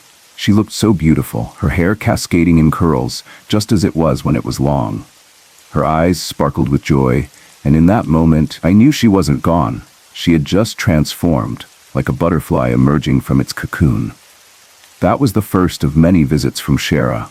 Sometimes we'd each experience her presence individually, and at other times all of us would feel it together. She visits us in many forms, sometimes through a familiar scent, sometimes in our dreams, and sometimes we can actually see her. It's comforting to know that heaven wouldn't be heaven without family, and we are so thankful that, in some way, Shara is still with us. I know there's life after death, and I believe spirits are real. If you're open to it, these things can happen. It's a beautiful experience, and I wish it would happen more often to me. I've always been drawn to anything spiritual, and have tried things like astral projection, had some interesting experiences with the Ouija board, and had dreams that felt more like visits. 12 years ago, I lost my mom to an aggressive brain tumor. I was 26, and she passed just 3 weeks after her first symptoms showed up. We were incredibly close, almost like sisters. When she died, I felt completely lost. I still cry for her sometimes, even in my sleep. She was only 48, and after losing my dad when I was 15, I truly felt like an orphan. She was my everything, my support system. Mom passed in March that year. Our first Christmas without her, I went back to my grandmother's house to spend Christmas Eve with her. Before heading there, I stopped at the cemetery to visit my mom's grave. It was a cold, snowy day in Massachusetts, and I was still deep in grief. I stood at her gravesite crying, telling her how much I missed her and how badly I needed a sign, anything to know that she was still with me, still watching over me. I just needed to feel her presence. But nothing happened. I got in my car and drove to my grandmother's house. It was still early, and I had a few hours before we had to go to my uncle's house for dinner. So I laid down on the bed to rest while my grandmother sat on the couch. We were both feeling the weight of the first Christmas without Mom, but neither of us wanted to talk about it. I didn't even mention the visit to the cemetery. I didn't want to make her cry. As I rested, just thinking about Mom, something strange happened. The TV across the room suddenly turned on, by itself. I looked over at my grandmother, and she smiled and simply said, "Angels." I smiled back and replied, "Yes, I know." It wasn't much, but it was enough. It was the sign I had asked for, and it brought me comfort for the rest of the holiday season. It may not sound that significant, but to me it felt profound. I still feel my mom's presence in many ways.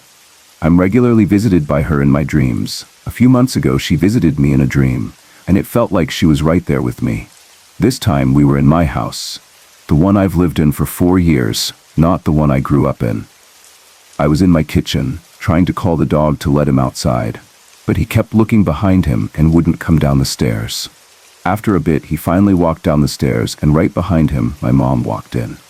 I ran to her and gave her the biggest hug, tears streaming down my face. I said, "Mom, you're here?" She hugged me back and simply said, "Of course I'm here." Last August, there was a total lunar eclipse. I'm not sure exactly where it could be seen, but I know it was supposed to be visible on the west coast at around 3 a.m. My boyfriend, 2 roommates, and I were all excited about it because we hadn't seen a lunar eclipse in our town since I was in 3rd grade. I was 19 at the time. We decided to make a night of it, have dinner, and enjoy a few drinks. Around 1 a.m., we went for a walk to figure out the best place to watch the eclipse. We first tried watching from our roof, but we couldn't see the moon because of the trees.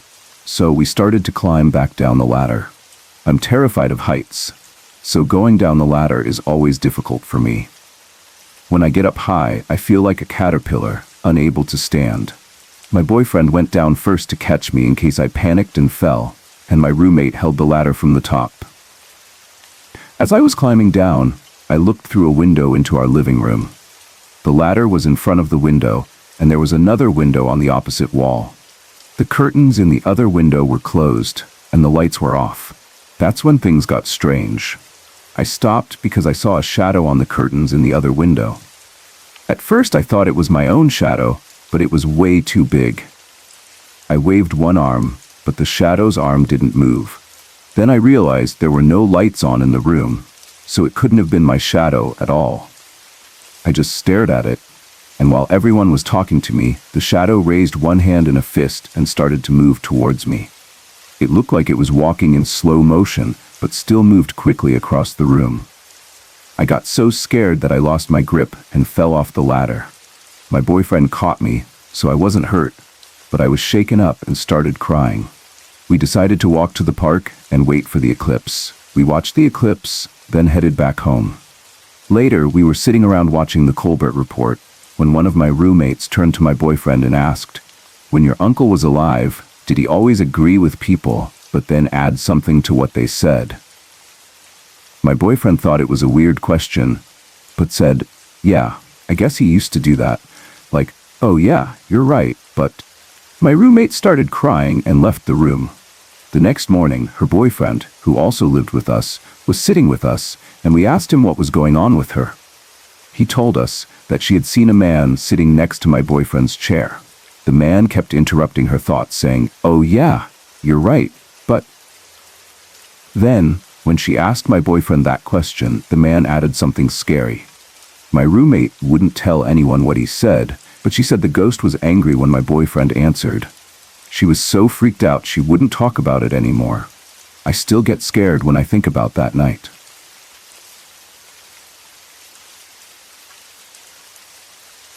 When I was 7, my grandmother, whom I called Meemaw, passed away from health problems.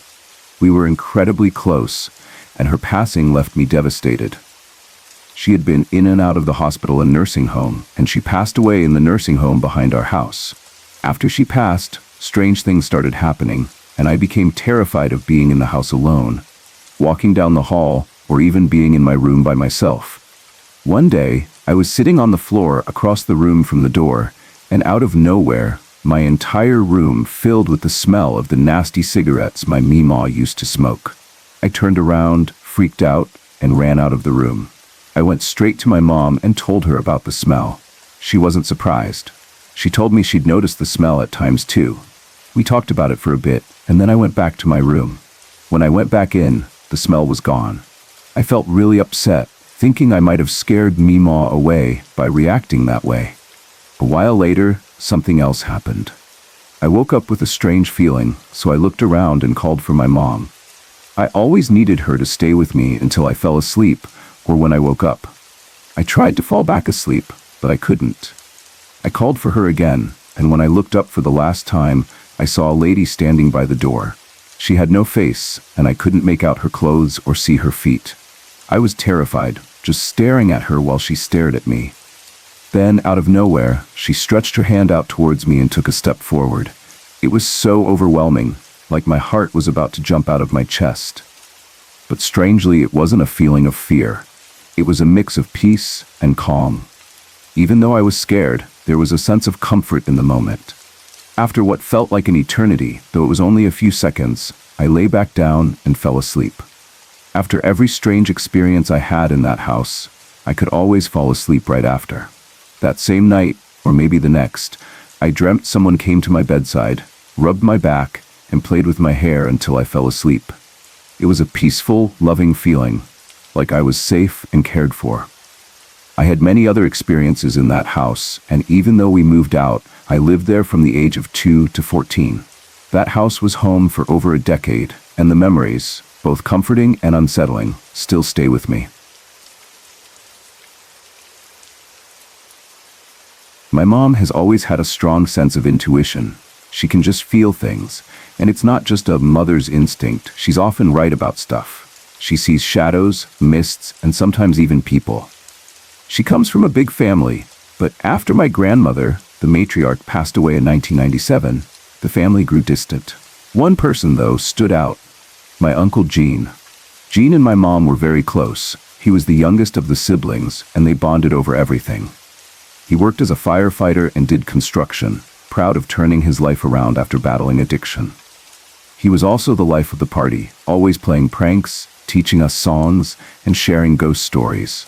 He loved to sing oldies and take us around Boston. Even after we moved to Maine in 1998, he stayed close by sending cards for every occasion and visiting whenever he could. Sadly, in later years, his addiction resurfaced. Gene pulled away from the family, including my mom. It hurt her deeply. The last time I spoke to him was on Christmas, where he was upset I hadn't told him about college. Then he stopped sending cards. My mom called him to check in, but he never returned the call. One day, while I was preparing to move into a new apartment, my mom turned to me and said, "Something's wrong. I just know it. I think something's wrong with Gene." I'd heard my mom say things like this before, but the look in her eyes and the tone in her voice were different. It felt serious. On July 3rd, 2007, I came home from work, and my mom was visibly shaken. She said we needed to go to Boston right away. We started the 3-hour drive. The radio played all the songs Gene loved, songs he sang with us, or songs my mom had shared with him. It felt like a strange, unexplainable trip. As we approached the Tobin Bridge in Boston, "Time in a Bottle" by Jim Croce came on the radio. It was 8:21 p.m. My mom looked at me. When the song ended, my phone rang. It was my cousin telling us to take our time and that he didn't want to talk to my mom. I didn't tell my mom right away. She looked at me, asking why he didn't want to talk to her, but I stayed quiet. Seconds later, my dad called. He told me to tell my mom to pull over. She heard him through the phone and she began crying, questioning everything. In that moment, we found out my uncle had passed away at 8:21 p.m. from an accidental overdose. It crushed all of us. The song "Time in a Bottle" felt like a message, especially because it was so connected to my mom and Gene. After the funeral and everything settled down, I went back to my new apartment. I was ready to cope the way any college kid would. Drink, cry, and forget. I went up to my new room, feeling the weight of everything. The first thought was to get a drink. The second was just relief that I had everything settled and my room was clean. I stepped across the hall for a moment, and when I came back, I found my desk chair facing my bed. It seemed odd, as if someone had placed it there deliberately. I asked my roommates if they had been in my room, but they hadn't. The chair was positioned in a way that felt like an elder was about to lecture me in bed. It hit me that maybe I shouldn't drink that night, or not as much. A few days later, a butterfly appeared at the fire station where Gene had worked. It lingered around the lockers and living room. The guys at the station didn't know what to make of it. It didn't leave until someone finally said, "Listen, Gino, your work here is done. It's okay now." The very next morning, Gene's childhood friend, who'd worked with him as a firefighter, bought 2 coffees out of habit, one for him and one for Gene. When he put the coffees on the table, one of them suddenly lifted up, hovered for a moment, and then dropped to the floor. There was no explanation for it, and no one could understand what had happened. More recently, while my family was clearing out Gene's house, the keys to the moving truck mysteriously went missing. We searched everywhere, and my dad confirmed he'd last had them in his pocket, either on the porch or in the kitchen. After looking for an hour, we found the keys in the attic closet, somewhere my dad hadn't been. It was odd and unexplainable. Both my aunt and cousin have had dreams where Gene visits them. In the dreams, he smiles, talks to my cousin, and comforts my aunt. They were the only 2 family members who had been on rocky terms with him before his death, and his visits have brought them peace. These experiences have stuck with me. Even though Gene is gone, his presence still seems to linger in ways we can't fully understand. As a child, I spent a lot of time with my paternal grandparents. My grandpa was very religious and did everything he could to make sure we knew the Lord. In his later years, he was unable to leave the house, so visiting him was always special to me. In 1998, my grandpa had a stroke and was hospitalized. We didn't know if he'd survive, as he was almost 80 years old. While in the hospital, he kept asking my grandmother to come closer, saying he missed her and still loved her. This confused her because she was right next to him the whole time. He kept repeating, "Margaret, I love you." But my grandmother's name was Beverly. My grandpa was seeing his first wife, Margaret, who passed away in 1975. He never stopped loving her, and it hurt my grandmother deeply. For his recovery, he had to go to a convalescent home. He never regained enough strength to return home. One night, after a long 12-hour workday, I was exhausted. I went to bed, closed the door, and fell asleep. At the time, I was 20 years old and didn't tend to imagine things. I was very grounded. In the middle of the night, I woke up to my bedroom door opening. I looked up, and to my surprise, my grandpa was standing in the doorway. He had not been able to stand on his own since the stroke. I said, "Hi, Grandpa." He replied, "I have to go home now. I just wanted to say I love you." I thought this was strange because he couldn't go home. He needed care at the convalescent home. But I didn't say anything, only replying, "I love you too." He said, "Goodbye, I love you." And I said, "Goodbye, I love you too." Then he was gone. I closed my door and went back to sleep. A few hours later, the phone rang. It was my dad, crying. He told me my grandpa had passed away a few hours earlier. I was still groggy from sleep, and it took a minute for his words to register. Then I said, "But Grandpa told me he was going home. How could he have died?" My dad asked, "What?" I didn't tell him about my grandpa's visit. I didn't want him to think I was crazy. I kept it to myself until about a year ago.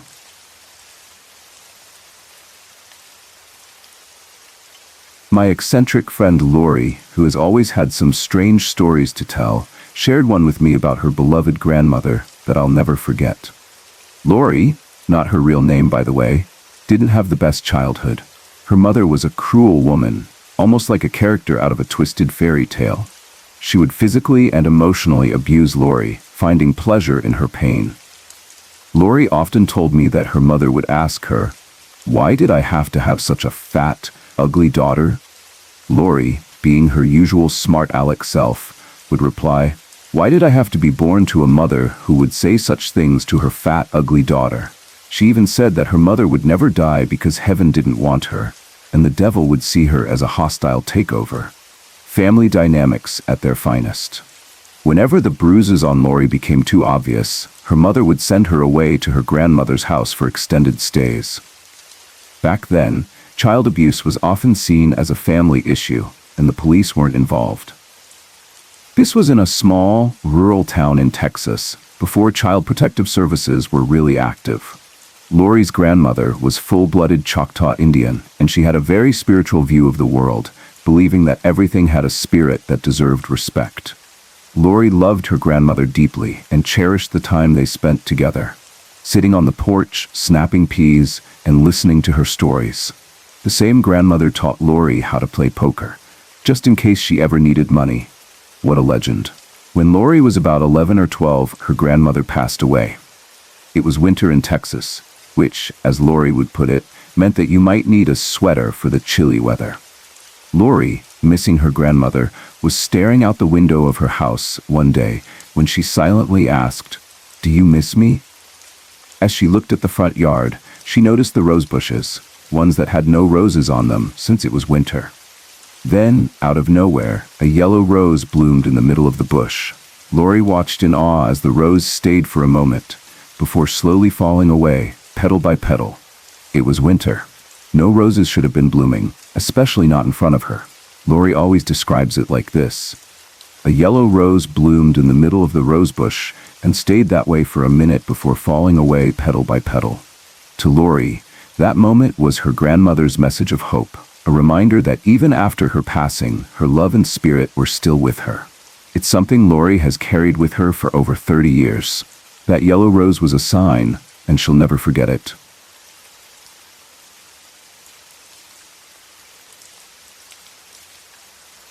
My dad had a huge family, 7 sisters and 5 brothers, making for a large extended family full of cousins. Growing up, we had a lot of family gatherings, some planned, some on short notice. It's just the way it is when you have a family this big. One Thursday afternoon, we got a call from my Aunt Jamie. It was the kind of call no one ever wants to get. My uncle had passed away. He was hit by a city bus. After finishing work at a local factory, he stopped for a few drinks with some friends. Instead of driving home after his 2 beers, he decided to walk. Unfortunately, he stepped in front of the bus as it was leaving a stop. The impact wasn't fast, but enough to knock him to the ground. He hit his head on the curb and never woke up.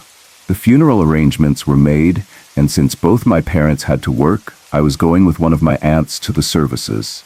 It would be a 2-night, 3-day trip to Sioux City, Iowa. At 15, I wasn't afraid of funerals. I'd been to a few already. What bothered me more was being away from home for that long.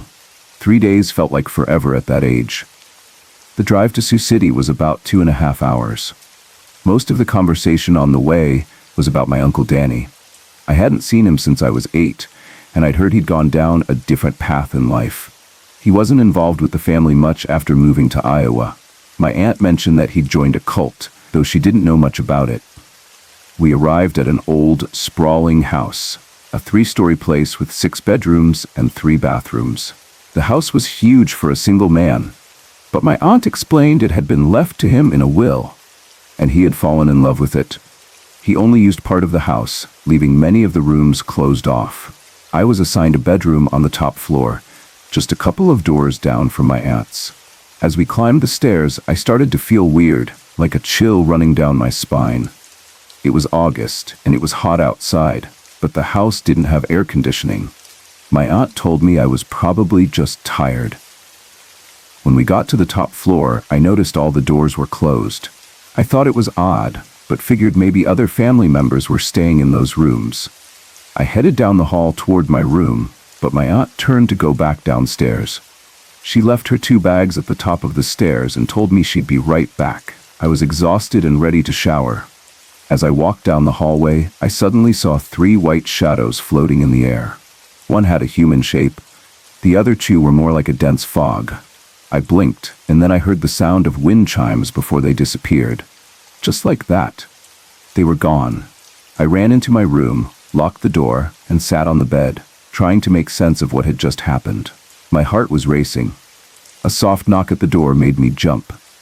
I opened it to find a man standing there, smiling. He said he had seen me go into the room and just wanted to check if I was okay. He seemed friendly enough, so we sat in the room, talking for a while. About an hour later, my aunt called me from the hall. When I turned back to the room, the man was gone. I rushed out to tell my aunt about him. She asked who he was, and I realized I didn't know. I had just assumed he was a relative, but I never asked. My aunt was skeptical and told me I must have imagined it. Later, on the way downstairs, something caught my eye. A photo on the landing. It reflected the light from the window, and when I looked closer, I saw that the man I had been talking to was in the photo. I asked my aunt who he was, and she said it was my uncle, whose wake we were going to. She told me that the photo was there because the 2nd floor was his favorite. I was floored. That was the man I had just spoken to. The next few days went by in a blur. Before we left Sioux City, I overheard a conversation among the family. One of my uncles said they couldn't sell the house until all the nonsense on the 2nd floor was gone. Now I had to know what was on the 2nd floor. I sneaked away from the group and went upstairs. I passed the photo of the man again, and for a brief moment it looked like it winked at me. I moved down the hall to the first door on the right. It was painted bright red and had a kneeler in the middle, covered in a red cloth. The windows were covered in tin foil. I quickly left that room and opened the next door. It was black with the same setup, a kneeler and black cloth. Again, the windows were covered. When I reached the 3rd door, I heard voices from inside, but the room was pitch dark. I opened the door and the room was completely black. I flipped on the light and saw 3 rows of chairs, each with a black cloth over them. The voices in the room became louder and more intense, like a buzzing hive. Terrified, I shut the door and ran back downstairs. I told my aunt I wanted to leave immediately. When she asked why, I didn't tell her about what I'd seen. We left in silence. Later, she told me it was bad manners to explore the house without permission. I've never mentioned that visit to Sioux City again, and rarely is my uncle even brought up. What happened there still haunts me. I can't explain it, but it was terrifying and has stayed with me all these years. Many have called it folly, but to me, it was simply the yearning of a young heart searching for love and a sense of completion. Driven by that desire, I married my good friend at the age of 19. It didn't last long. I remember the moment I admitted my failure to my grandfather for the first time. He said, "Love is not just about looking into each other's eyes, But when two sets of eyes look in the same direction in life, that's when everything fell into place, and I found the strength to leave. I packed my things, stood up, and declared, "I'm moving out." But my decision was postponed due to an unexpected event. That same day, we learned that my father-in-law was dying of lung cancer. It was time to set my priorities aside. I had grown to love this man, someone his own family feared for his temper. To me, he was like an angry little boy, desperately seeking attention. When he crossed the line, I saw past his anger and recognized the pain he carried inside. After every fight, he would retreat, only to hate himself for the hurt he caused. He loved me for seeing through him and forgiving his violent outbursts. His face would turn bright red every time I hugged and kissed him, as if he had never known affection. As his health declined, his moods became even more unpredictable. One day, he'd be calm and hopeful, the next, angry and bitter. I stayed by his side, listened, encouraged, and cried with him. Eventually, his condition worsened to the point where he couldn't eat or even breathe. The end came, not as a relief for him, but for the rest of us, as his pain finally eased. Weeks passed after his funeral, but I couldn't shake the memory of a strange dream I had. His voice haunted me, saying, "Please, I'm so hungry. Bring me something to eat." I called my mother-in-law for advice. At first, she was dismissive, saying, "Why bother? He's dead." But after some persistence, she relented, saying, "Customs dictate." I set out to visit his grave, unsure if I'd find it. It was early morning and the frost bit at my face as I made my way through the cemetery. It had been weeks since the funeral, and I'd only been to his grave once. I didn't even know if I could find it.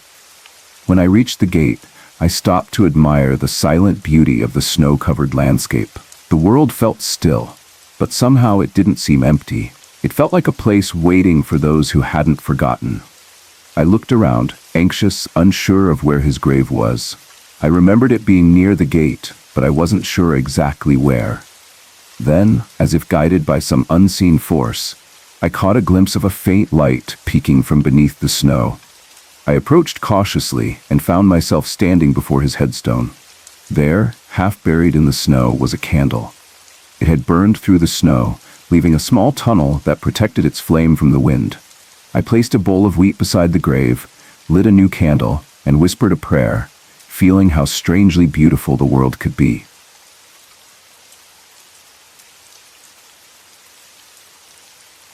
When I was 16, my parents were friends with a married couple in their late 40s. The husband passed away suddenly from a heart attack, and my mom, feeling sympathy for his wife Elaine, invited her to stay with us. Elaine didn't have any family to turn to, and I was the youngest in a large, somewhat dysfunctional family with my siblings already moved out. So, there was plenty of room in the house, and I kept her company now and then. We would spend evenings playing cards or talking. She knew I was sneaking cigarettes, and every now and then, she'd sneak me a few. At that time, we didn't fully grasp just how dangerous they were. We got close in a friendly way, of course. I'm sorry if this is a bit detailed, but I think it's important for the story. Eventually, Elaine moved out on her own again, and I learned a few years later that she passed away. Fast forward 5 years. I'm 21 now, standing at the bathroom sink, shaving. I'm getting ready to meet my girlfriend. Then, without thinking, I placed the razor down, and without any conscious thought, walked toward the bedroom where Elaine had stayed when she lived with us. I wasn't thinking about her at all, but as I stepped into the room, the thought suddenly entered my mind. I miss Elaine. It was as if the thought was placed in my head, and I recognized it as something that wasn't mine. I hadn't thought about her in years, and I certainly hadn't been thinking about her at that moment. I'd never experienced anything like it before or since. As this thought crossed my mind, I noticed something strange happening. In the top left corner of the room, near the ceiling, a blue mist began to form. It wasn't just any mist. This was beautiful. It shimmered with silver sparkles, and the color was a soft pastel blue. The sparkles flashed with energy as it expanded, stretching along the ceiling, moving toward me. I stood there, frozen, not sure what was happening. This mist, thick and swirling, seemed intentional, like it had a purpose. As it came closer, it blocked my vision and swirled around my head. I didn't try to stop it, and honestly, I didn't even have the chance to. It surrounded me, and as I breathed, it entered my body, both through my nose and mouth. It felt like a penetration, like something entering me, but in a way that was warm and loving. I can't explain it better than that. The feeling of love was so pure and powerful, it was overwhelming. It was not the kind of love we feel in a physical body. This was something more pure, something beyond our usual understanding. It felt exhilarating. Then, just as suddenly as it started, it ended. The mist faded and the feelings of love dissipated. The whole experience lasted maybe 60 to 90 seconds, but it felt like much longer. For the record, I wasn't on drugs or alcohol, nor was I impaired in any way. I've never had a history of mental health issues or been treated for anything like that. I was a 61-year-old man, never arrested or institutionalized. I've never had an experience with a mist or ghost before or since. But after this, I started to believe in the spirit realm. Over the years, I've spoken to a few psychics and mediums, read books, and tried to understand what happened. None of the explanations I've heard have been satisfying, except maybe the simplest one, that Elaine wanted to say she loved me. Well, duh, that much was obvious. But I still wonder about the specifics. Why that color? What did the sparkles mean? Why did the mist enter me? I'm not even sure it was her, but the fact that her name popped into my head right before it happened makes me believe it was. It remains a mystery to me, but the experience has stuck with me all these years.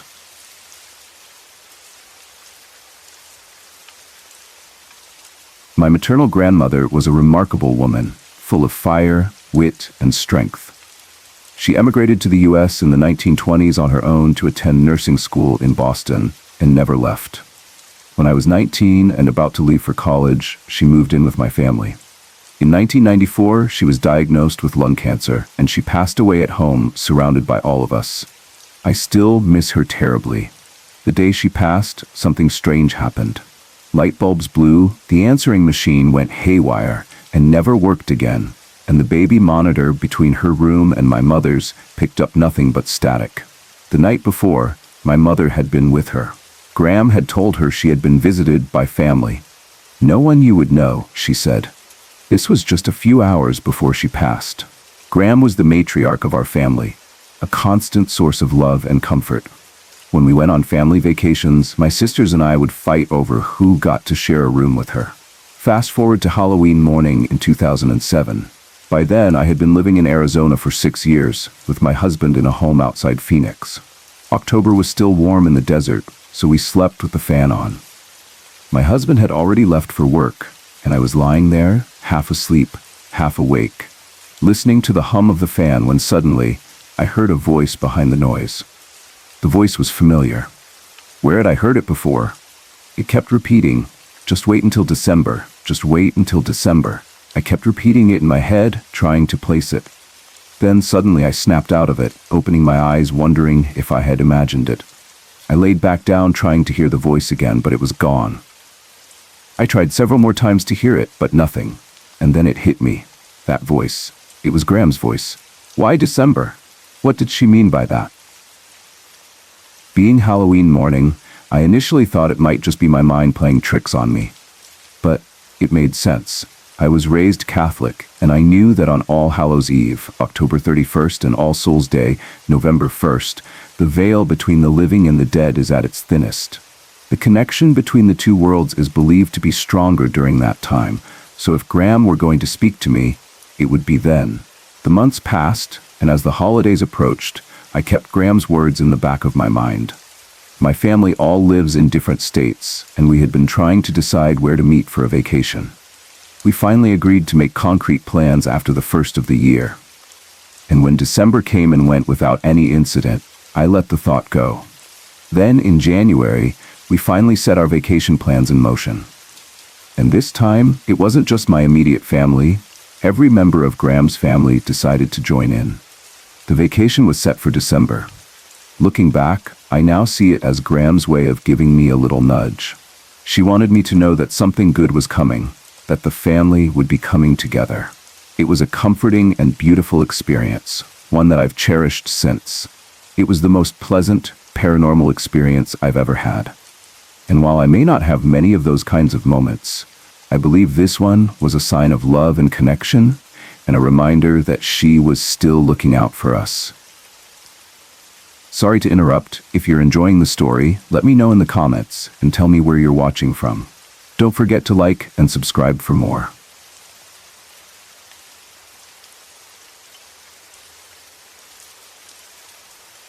When my grandfather passed away in 1999, strange things began happening around the house.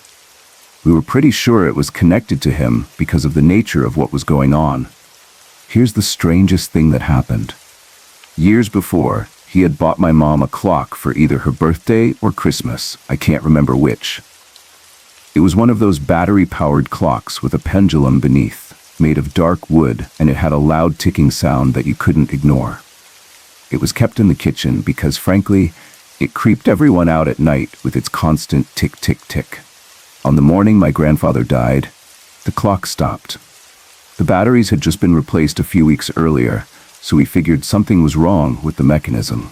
We replaced the batteries again, tinkered with the clock, adjusted the time, but the hands wouldn't budge. It was stuck. Later that morning, we got a phone call from my aunt. She told us that my grandfather had passed away in the early hours of the morning, somewhere between 6 and 6:30.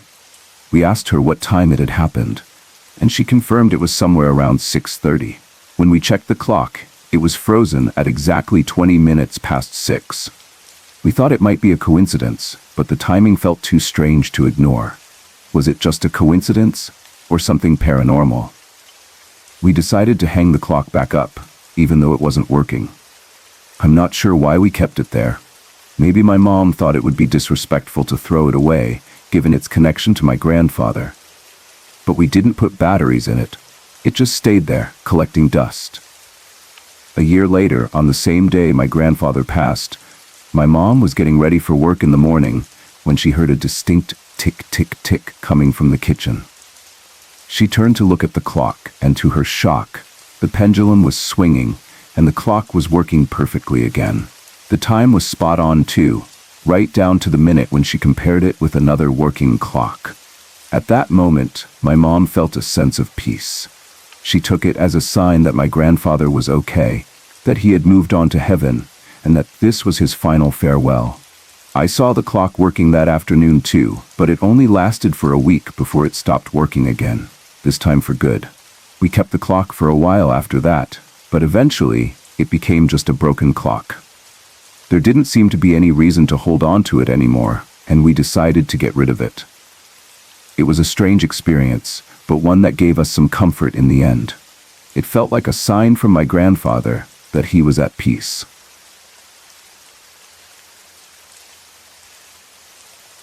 When I was about 3 or 4 years old, my grandfather passed away in our house. He had a heart attack in his sleep, and nobody discovered it until the next morning. He wasn't my grandmother's first husband, which plays a role later in this story. Since he wasn't my mom's father, they didn't look alike, and this becomes significant further down. A few years later, when my brother started first grade, he's in 8th grade now, my mom became friends with a woman who claimed to see spirits. To be honest, I was skeptical at first, until something incredible happened. Our family was going through a tough time due to some personal issues, and my mom's friend, who I'll call Mary, reassured us everything would be okay. She said my grandfather was looking after us. My mom was taken aback because she had never mentioned anything about my grandfather to Mary, but Mary insisted he was sitting right next to her, with his hand resting on her shoulder. My mom, unsure, asked if it was a joke, but Mary firmly denied it. What she said next shocked us even more. Mary began describing my grandfather in detail, and it was nothing like what my mom looked like. He was a Latin man, short in stature, while my mom is white and tall.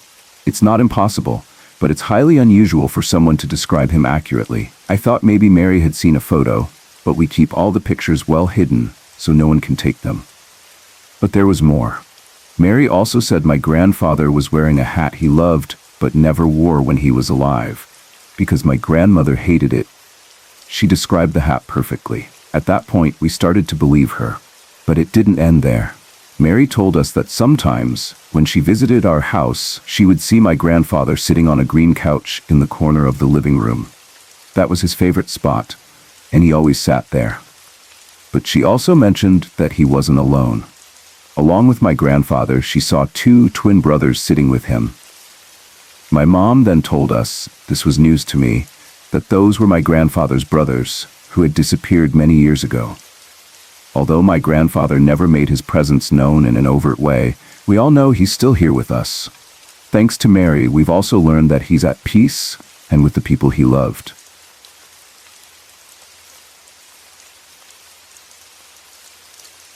In April 2007, my mom was diagnosed with cancer. I couldn't believe it. My mom and I were incredibly close. She was my world. My wife and I stayed by her side through it all. For a while, she seemed to handle the cancer okay, but then one day she became sicker than ever, and it terrified me.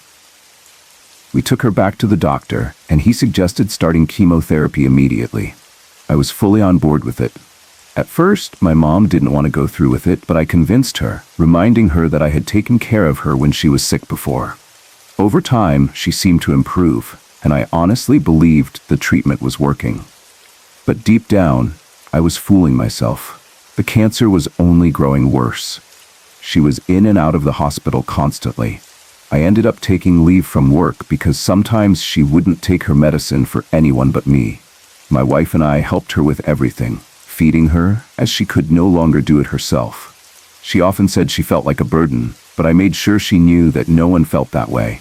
I would have done anything for her, and I would do it all over again if I could.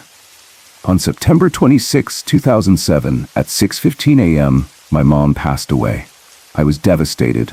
The funeral came and went, and I thought I was ready to move on, but something strange happened that night.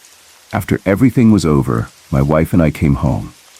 She went upstairs, and I stayed downstairs. I found myself standing near the doorway of my mom's bedroom, almost as if something or someone was urging me to go in. I didn't know why, but my curiosity got the best of me. So I walked into her room. The moment I stepped inside, the familiar smells hit me: baby lotion and Freedent gum. These were scents my mom loved when she was alive. I knew there were no bottles of lotion or packs of gum in the house, so I couldn't figure out where the smells were coming from. As I turned to leave, I felt something I couldn't see stop me at the door. The smells grew stronger, almost overwhelming. But there was more. It was like a shift in how I was feeling, like flipping a switch or turning a knob. Everything inside me changed. The tension I'd been carrying for so long disappeared. It felt like my mom was still there, and it brought me a sense of peace I hadn't felt in weeks.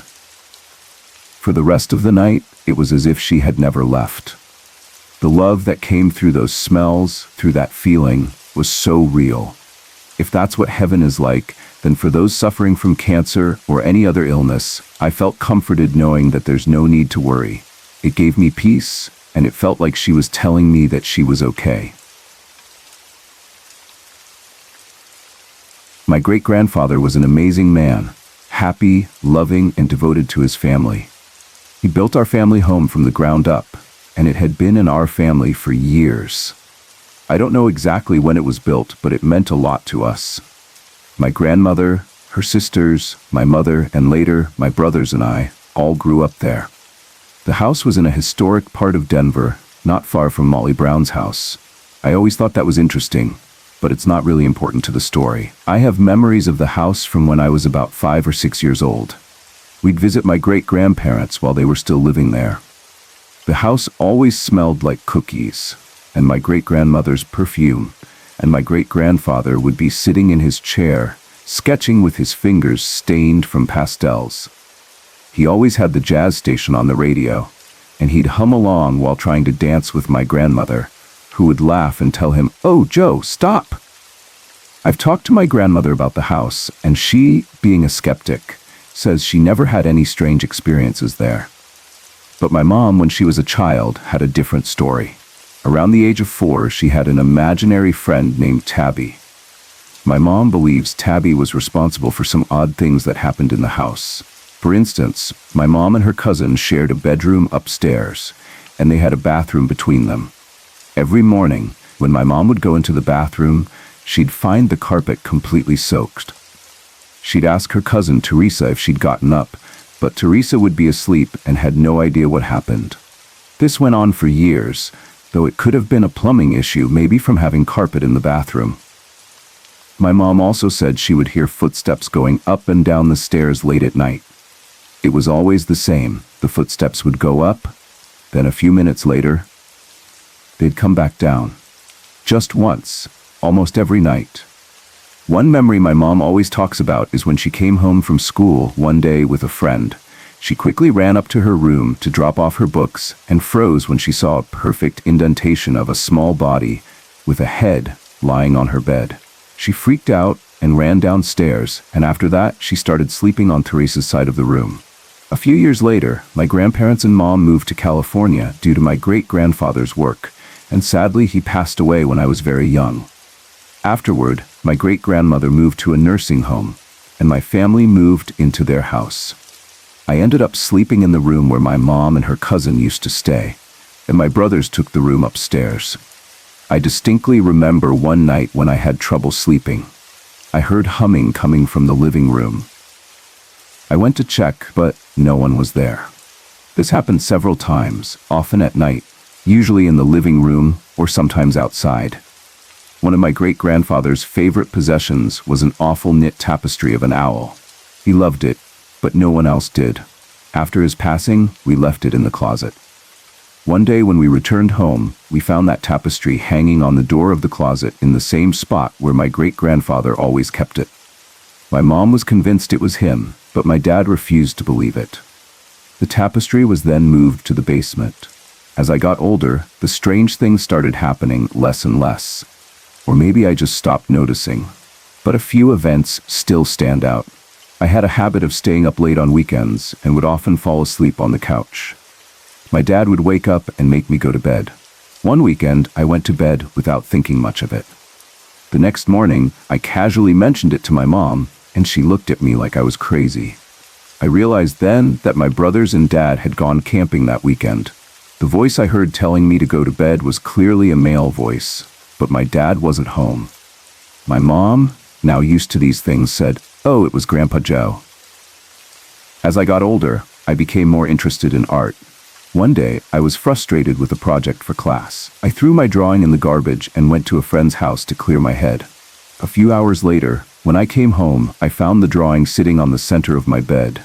No one had been home to move it, at least not that I knew.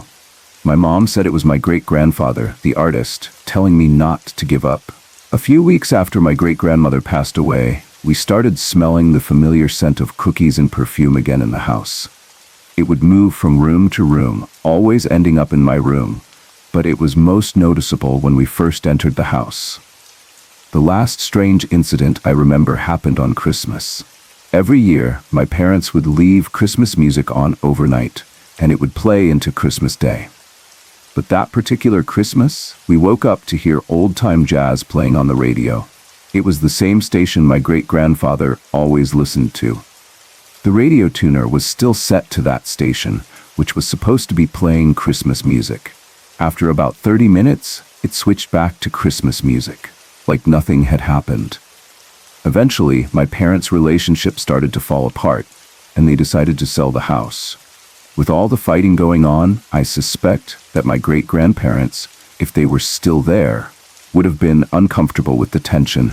We never experienced anything after that. My mom later became fascinated with the paranormal and visited a psychic. The psychic described my mom's imaginary friend Tabby perfectly and even knew her name. Could it be that some of the things we thought were my great-grandfather were actually Tabby? And the strange things that happened before his death, like the indentation on my mom's bed, could those have been Tabby as well? My mom often talks about having vivid dreams of the house. She can even feel the cold, hard wood of the stairs beneath her feet. She speculated that maybe she's haunting the people living there now because of how real her dreams feel.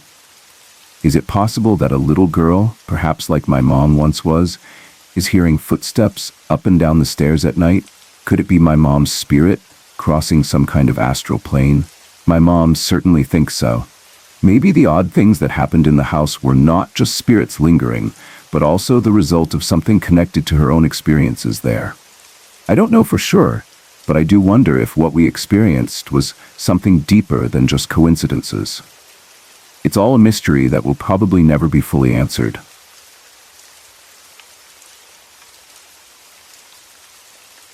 My mama is one of the strongest people I know. She has been through so much in her life, and she always seems to have advice and warnings for every situation. The thing is, she doesn't like to share her experiences much. She believes that some things need to be learned by living through them, not by hearing about someone else's experience. Mama always does her best to help us kids. Me, my brother, and my 2 stepsisters, plus 1 stepbrother and a nephew. She loves them just as much as she loves me and my brother, even though they don't live with us. She's always fought for them, even when their own mother didn't. Mama rarely asks for help, but recently, she did. One evening, during dinner, she told us she'd be working long hours and would need us to help with some of the housework for a few weeks. Of course, we all agreed, but when she came home, there was still a lot of work left for her to do. We just couldn't do it as well as she did, and I guess that's why she's the mama. One day, Mama had to go through some boxes that were left after my papa passed away in November. She kept putting it off, saying that if the boxes were still there, maybe Papa's passing wouldn't feel final.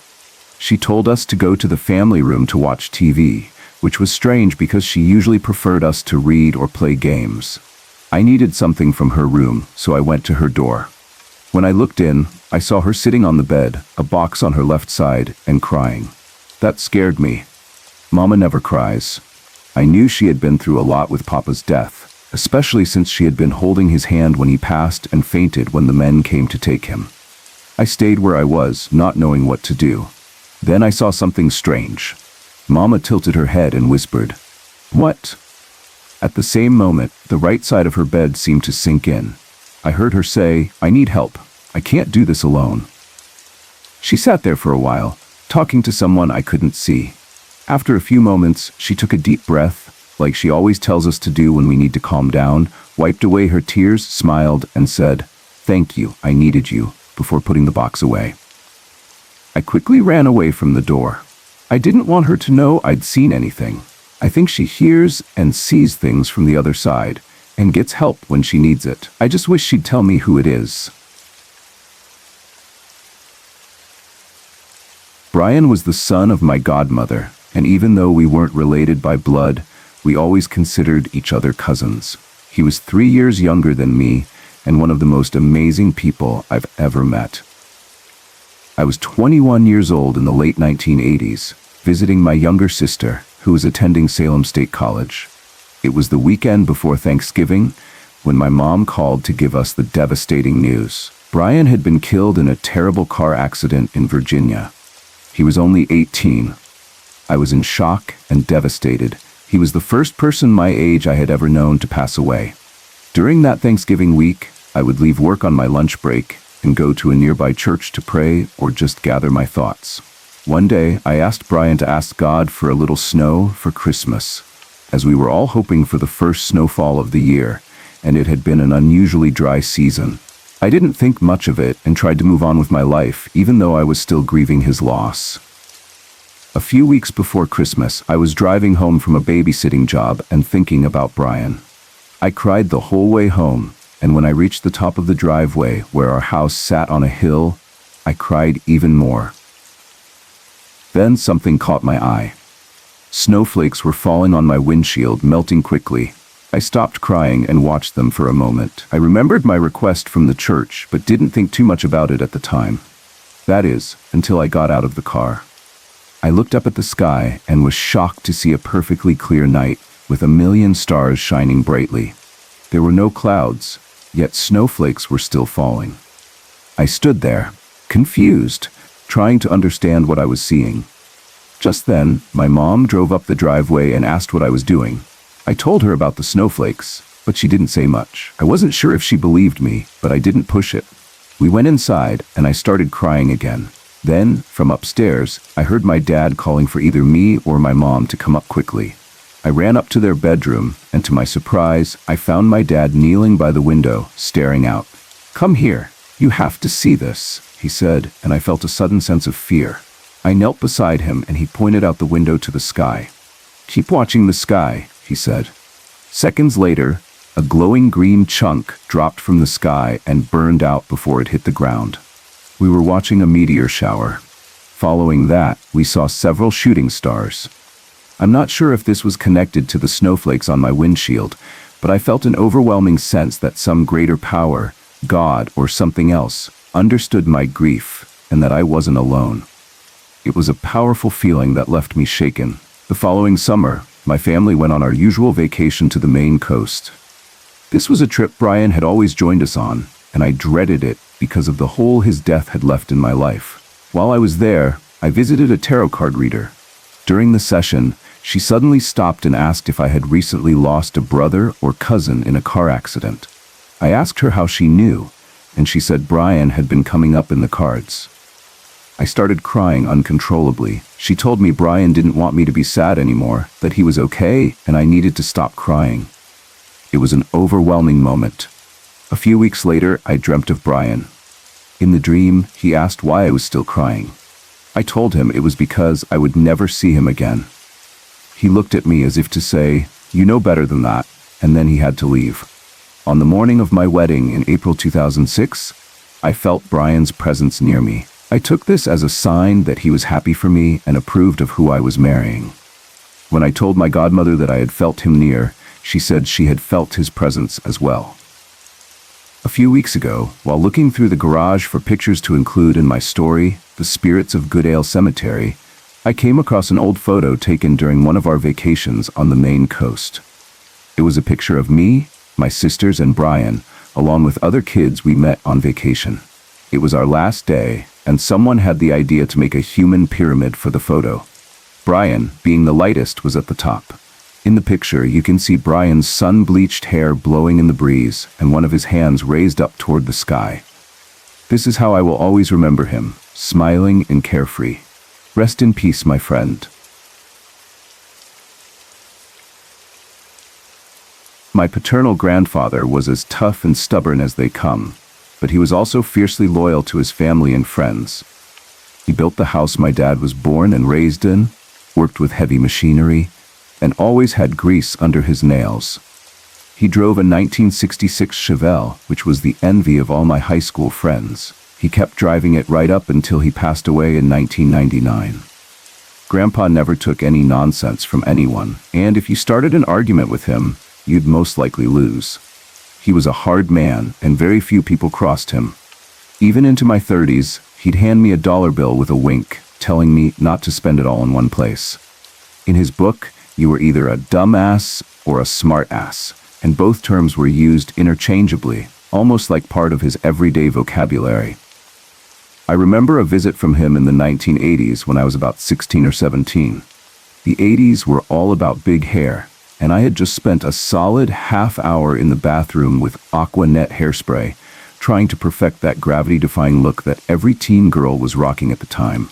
Grandpa took one look at me and said, "Jennifer, what the hell did you do to your hair? Did you comb it with a pitchfork?" Trying to play it cool, I replied, "Sorry, Grandpa, I'm just a product of the music I listen to." He shook his head, walked away, and muttered, "Smartass." On another occasion, my family was up in Burlington, VT for a weekend getaway. We were with Grandpa, driving at a leisurely 30 miles per hour in his old Chevelle down a 55 miles per hour road when we stopped at a general store. Apparently, I was taking too long, and Grandpa, not one for patience, started laying on the horn, shouting for me to hurry up. I was mortified as I quickly paid for my Coke and rushed back to the car. As I touched the door handle, he honked the horn one last time for good measure, shouting, "Get in the car, dumbass." I just wanted to crawl under a rock. When the new millennium was about to begin, my sister called me to let me know that Grandpa had passed away. I was sad, but truthfully, we weren't that close. The next afternoon, before heading to Connecticut for the funeral, I was walking through my apartment when something strange happened. I could smell him, grease from his hands, the cooking smells of his house, and even the cleaning products he used. If I'd closed my eyes, I could have sworn he was right there. I started to cry, feeling a wave of guilt. I said out loud, "I'm sorry, Grandpa, that I didn't visit you more. I'm so sorry." The smell faded after a while. That night, I learned something surprising about Grandpa. Despite his tough exterior, he had been anonymously helping an underprivileged family for years. He quietly gave them money whenever they were down on their luck, never bragging or letting anyone know. He was tough on his kids and grandkids, but it was all out of love, a hard kind of love, but love nonetheless. The morning of the funeral, I decided to visit Grandpa's old workbench in the basement while waiting for my turn in the shower. He had handwritten quotes on it with a lead pencil, quotes he had gathered over the years. I started reading through them, and I felt a sudden wave of nostalgia. One of the quotes was from my aunt, his youngest child, and it was dated 1960.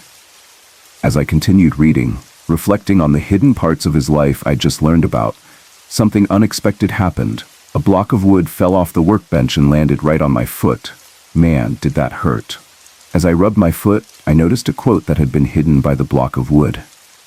"Your looks may be fading, but you'll always be a dumbass. Nobody likes a dumbass." I didn't know whether to laugh or cry. Even in death, Grandpa had gotten the last word. Thank you for sharing such personal and emotional experiences. I can understand why both stories would stay with you, as they're tied to family, loss, and the sense of something beyond the ordinary. The first story about your Uncle Eugene is especially moving. It sounds like you had a strong bond with him, and losing him so suddenly, especially after your mother's passing, must have been incredibly tough. The experience of hearing the breathing machine turn on in his room after his death is chilling. It's as if, even after he was gone, there was a lingering presence of him in the house. That moment, where you lay in bed, hearing the sound of the machine and thinking it was him, is a powerful reminder of how deeply we can be affected by those we love, even after they're gone. The fact that you closed your eyes tight and somehow fell asleep speaks to the overwhelming mix of fear, grief, and confusion you must have felt. The second story about your great-grandmother's house also seems connected to strong memories and possibly spirits lingering in places with deep emotional ties. It's fascinating how music, especially a song tied to the 50s, seems to trigger the strange noises and footsteps in the back room. The coincidence of discovering your grandfather's brother passed away in that same house, coupled with the fact that your great-grandfather built it, makes it all the more mysterious. Sometimes, spaces seem to hold memories or energy tied to the people who've lived and passed through them. Both of these stories seem to have something in common. There's an undeniable sense of presence, as if those who've passed are still with you in some way, even if it's hard to explain. Whether it's the sound of your uncle's breathing or footsteps in the back room of your great-grandmother's house, it seems like their energy remains. It's natural to wonder what's going on, especially when you have a personal connection to these spaces and people. It's possible that the house holds memories or even energy that hasn't fully settled, especially with so many family ties to it. Whether it's your uncle or great-grandfather's brother, there may be an imprint left behind in these places where such strong emotions and life events have unfolded. What's most important is how you process these experiences. It sounds like they've affected you deeply, but they also seem to be reminders of your family, your connections, and the love that still lingers, even after loss.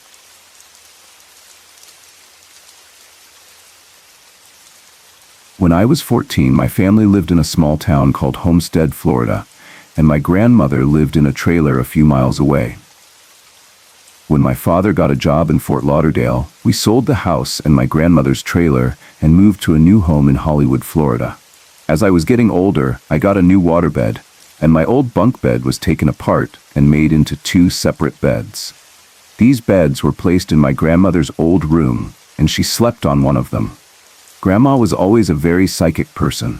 My mom once told me a story about how, in the late 40s, when she had miscarried what would have been an older sister of mine, Grandma somehow knew before anyone told her. She showed up at the hospital before my mom arrived. One day, I experienced her abilities firsthand. I called her, and when she answered the phone, she said, "Hello, Jean." This was long before caller ID. A year after we moved into the new house, Grandma passed away. She was cremated, and her ashes were placed in a vase in her old room. Years later, I was married, and my wife was diagnosed with breast cancer. It was bad, and she had to undergo surgery to remove both of her breasts, along with lymph nodes in the area. Before the surgery, we moved into my parents' house, so my mother could help care for my wife while I worked 2 jobs. We stayed in my grandmother's old room because it had 2 beds, and I didn't want to disturb my wife in my sleep. One night, I was awakened by my wife calling out to me, "Did you see her?" By the time I opened my eyes, I couldn't see anything, so I asked her what she had seen. She told me that at the foot of her bed, there was a young woman in an old nurse's outfit and cap, with a red cross on both the cap and her chest. I wasn't sure what to think, so I calmed her down and we both went back to sleep. The next morning, we told my mom about what had happened during breakfast. She had this knowing look in her eyes, and then she got up and went into another room for about 10 minutes. When she returned, she had an old box of photographs. She pulled one out and showed it to my wife. Now, my wife had never met my grandmother and had only seen pictures of her as an older woman. When she saw the photograph, she immediately cried out, "That's the woman I saw." My mom then told me for the first time that Grandma had been a Red Cross nurse during World War I. At first, we thought Grandma had just been checking on my wife as a good nurse would. However, as my wife's cancer spread into her spine and brain, she passed away. It was then that I realized that Grandma wasn't just visiting to check up on her. She was there to prepare her for her journey, to welcome her into the afterlife. That experience changed me, and I couldn't deny it anymore. I became a true believer.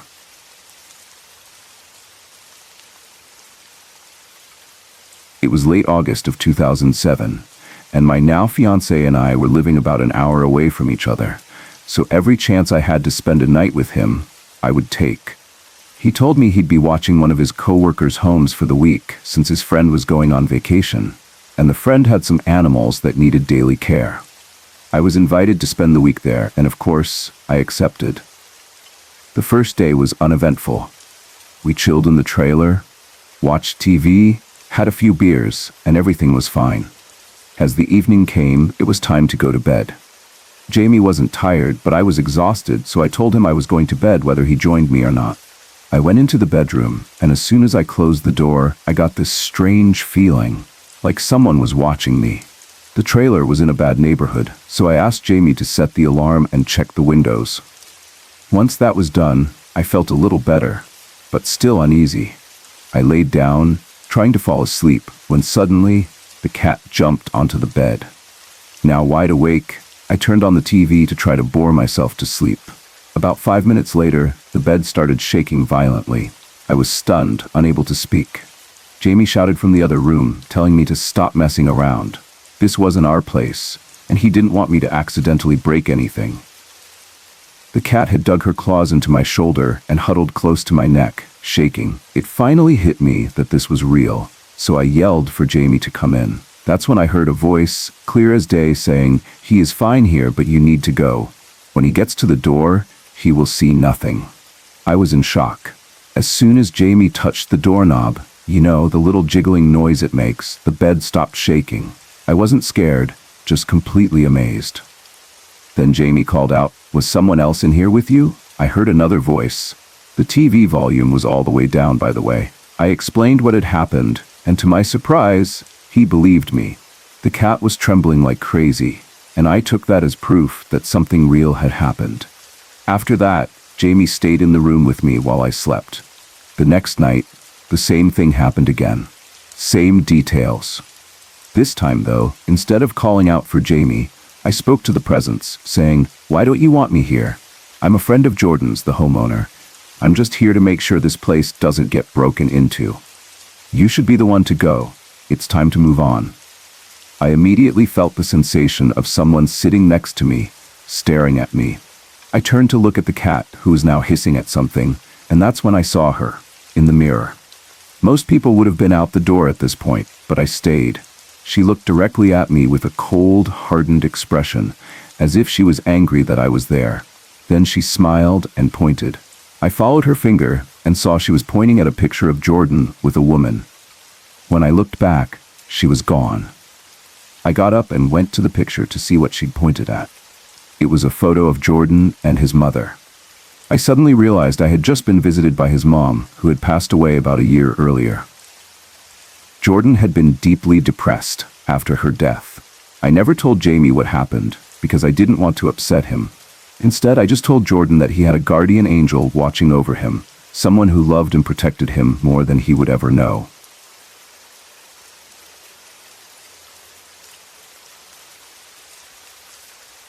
My mother comes from a country where traditions are still old-fashioned, and the way of life is very secluded from the busy city. Throughout her life, she has had many unexplainable experiences, ghost sightings and encounters with entities. But there's one experience that both she and I will never forget.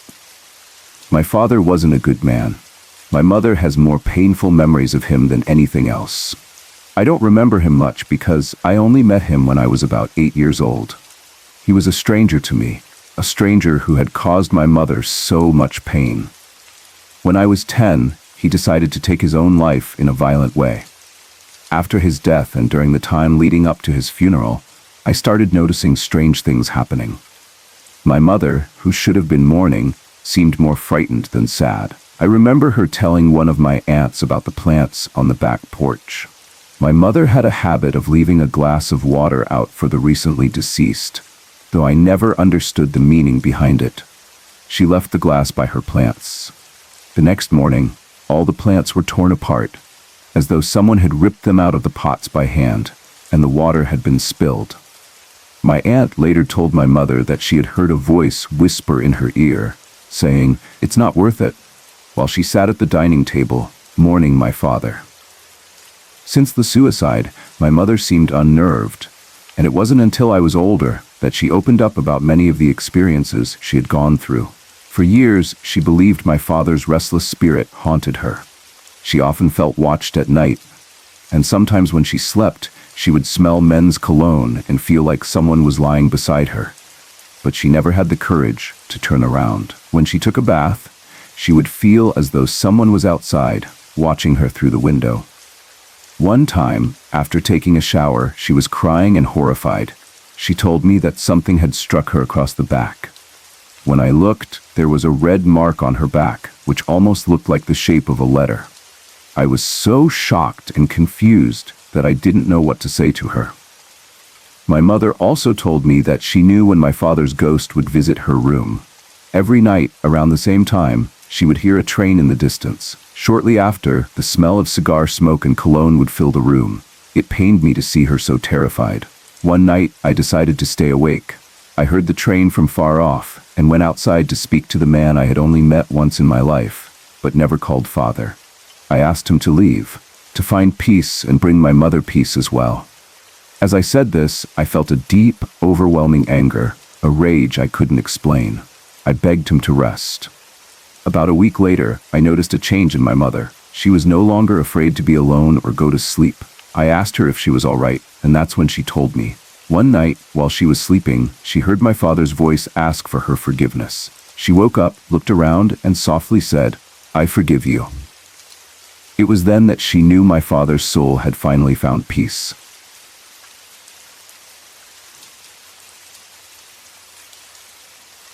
It was early in the morning during Ramadan, on September 24th, 2007, when I woke up to continuous knocking somewhere in my flat.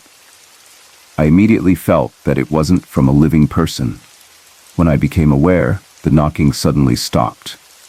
I had the sense that something was about to happen, so I quickly contacted everyone to check in on their well-being. I also reached out to my godmother, who was in her late 90s and sick, through email, asking my cousin in the US to check on her. Everything seemed fine, with no serious reports of anyone being ill. I have a habit of leaving my bathroom door open at night because it tends to open by itself, and the click sound startles me. So I leave it open to avoid that. 2 days later, on September 26, 2007, around 4:30 a.m., my alarm rang and I went to the bathroom as usual. I didn't turn on the light since it was just a small studio flat, and I knew my way around. When I reached the bathroom, I saw something that shocked me. A shadowy figure of a boy, about 9 or 10 years old, was sitting on the floor facing me. I couldn't make out his face. I was surprised, but not scared. I quickly turned on the light and went back to check, but the boy was gone. I couldn't make sense of it, but I knew it wasn't something I'd imagined. I immediately sent messages to everyone, asking them to check on their loved ones, especially the children. I also shared what happened with my fiancé in the UAE and a few friends. Then, 5 days later, on October 1st, 2007, my fiancé called me around 11 p.m., crying. He told me that his nephew had been in a terrible accident. A speeding motorcycle had hit him, and he was in a coma. My fiancé explained that his nephew had been thrown about 6 meters and suffered a serious head injury. Before going back to sleep, I tried to mentally communicate with his nephew, asking him to hold on and telling him that his family loved him. As I did, I felt a pull on a blessed handkerchief that I had next to my head. It was as if the boy's presence was near. I had a strong feeling that he wouldn't make it, so I prayed for him. I didn't call my fiancé about it, but I knew he needed to go. The next morning, at 5:30 a.m. on October 2nd, my fiancé called again, crying heavily. He told me his nephew had passed away. That was when I told him about the events of the night before. I cried with him, feeling the boy's presence even before he passed and feeling sorrow that he wouldn't get to live out his dreams. 3 weeks later, when my fiancé returned from his home country, he showed me a photo of his late nephew and shared stories about him. We both cried. My fiancé told me that his nephew had started working at his grandfather's store when he was just 6 years old. He saved all his allowance and even bought stocks by the age of 11, just before he died. When I looked at the photo of his nephew, I realized that the figure I had seen in the bathroom matched the boy in the picture. I was left wondering why this boy, my fiancé's nephew, chose to show himself to me. He could have appeared to his own family, yet he came to me. In my past experiences with death premonitions, I've usually sensed things through smells, like candles or perfumes. This time, though, it was different, and I can't help but wonder why I was the one to see him.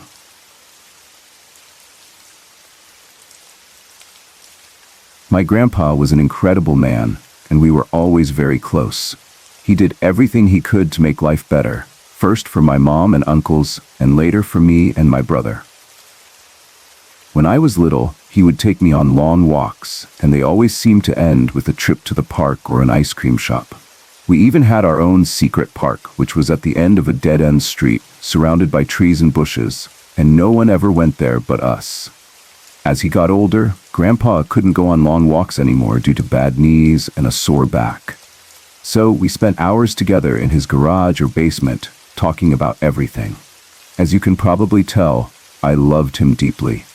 That's why when my mom called one December to tell me Grandpa had a stroke and was in the hospital, it hit me like a ton of bricks. I was in school 800 kilometers away and I had a plane ticket home once my exams were over, so I kept going, thinking I'd see him soon.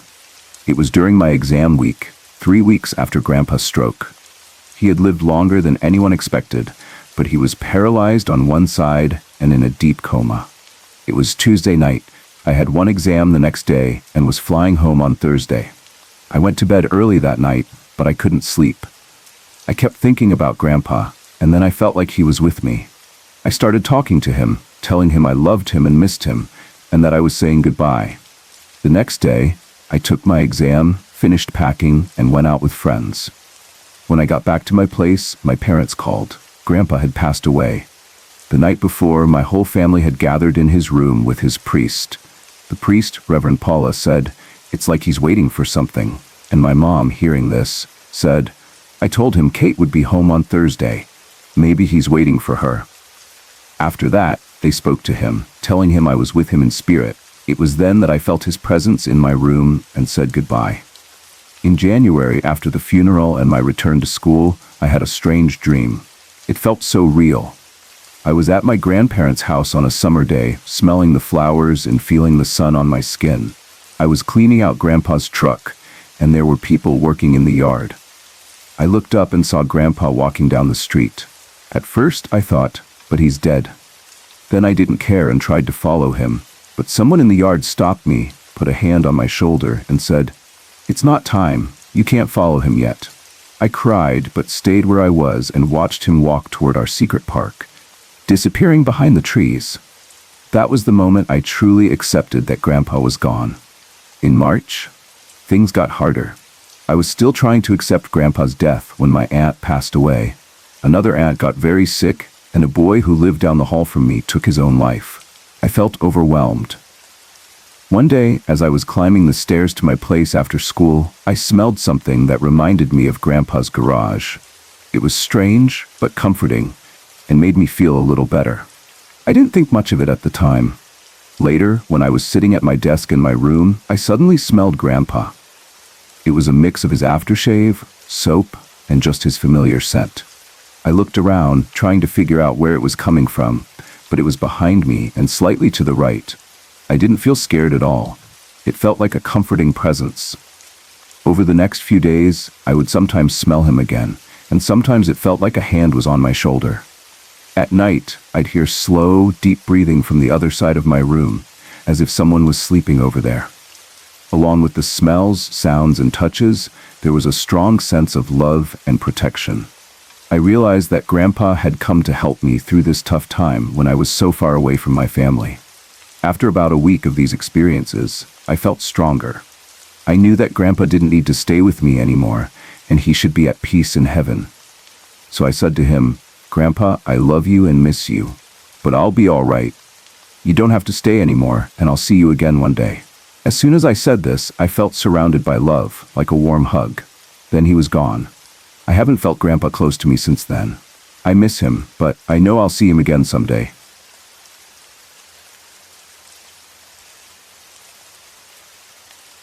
My parents were unsure about selling our lovely bungalow and buying my Uncle Al's house, a cement brick ranch on Mulberry Street.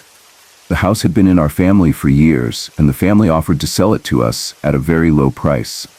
At first, I wasn't too thrilled about the idea.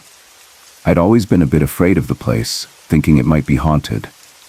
The house had such a deep history within our family, and now, looking back, I realize it wasn't haunted, but it certainly carried the weight of many memories. The house was built in the 1950s, just like all the others on the block, and my grandparents were the first to live there. My grandmother had 8 children, with my mom being the youngest. My mom is one of the 5 still living today.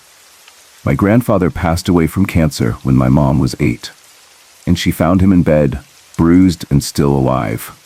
My grandmother also passed away from cancer, spending her last months in what is now my bedroom. My Uncle Jim, one of the older siblings, died in the hospital after being found in the living room.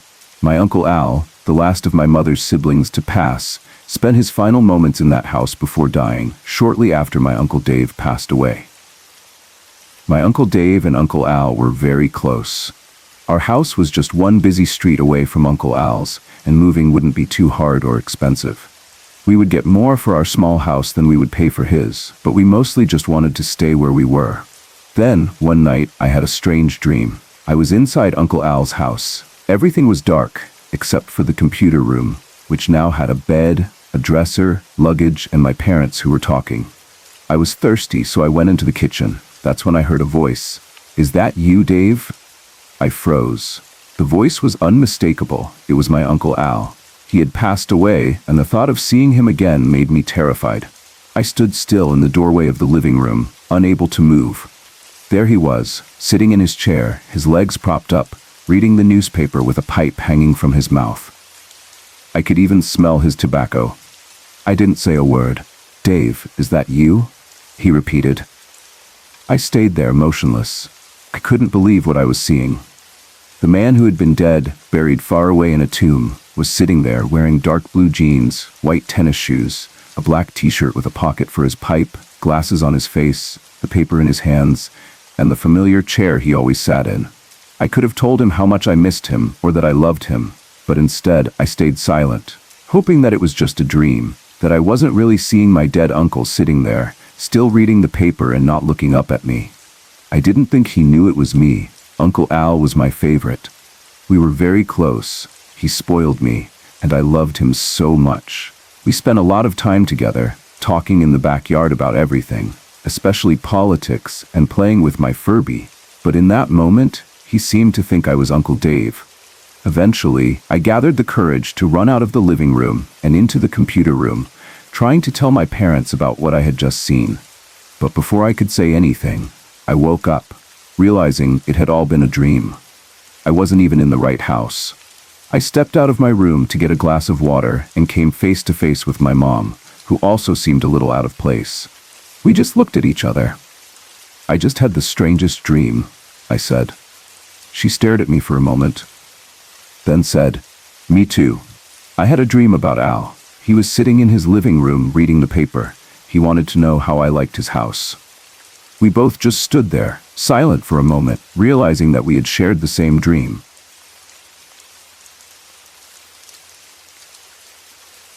I was 6 years old when I saw my first ghost. We lived in a house that my father built in 1961, and as an only child, I was very comfortable exploring on my own. One day I was riding my bike around the basement, a space I knew well, and I had no fear of roaming by myself. I was just enjoying the ride, going around in circles. On my last pass, I looked up and saw a man sitting on a stone and brick seating area my father had built right in the middle of the basement. I wasn't scared, just shocked. He was hunched over, elbows resting on his knees. He wore old bib overalls, a red and black checkered flannel shirt, and worn-out work boots. His face and head looked badly scarred, as though he had been burned. I stared at him for a moment, and then he looked up at me. It was almost like he didn't realize I was there at first. But when our eyes met, his expression changed to one of anger, and he said, "Come here, little girl." That's when I lost it. I screamed and covered my eyes, running to find my dad. When I looked back, he was gone. I rushed to the other side of the house, still screaming, "Daddy, there's a man in the house." My dad looked all around, checked all the doors and windows, but everything was fine.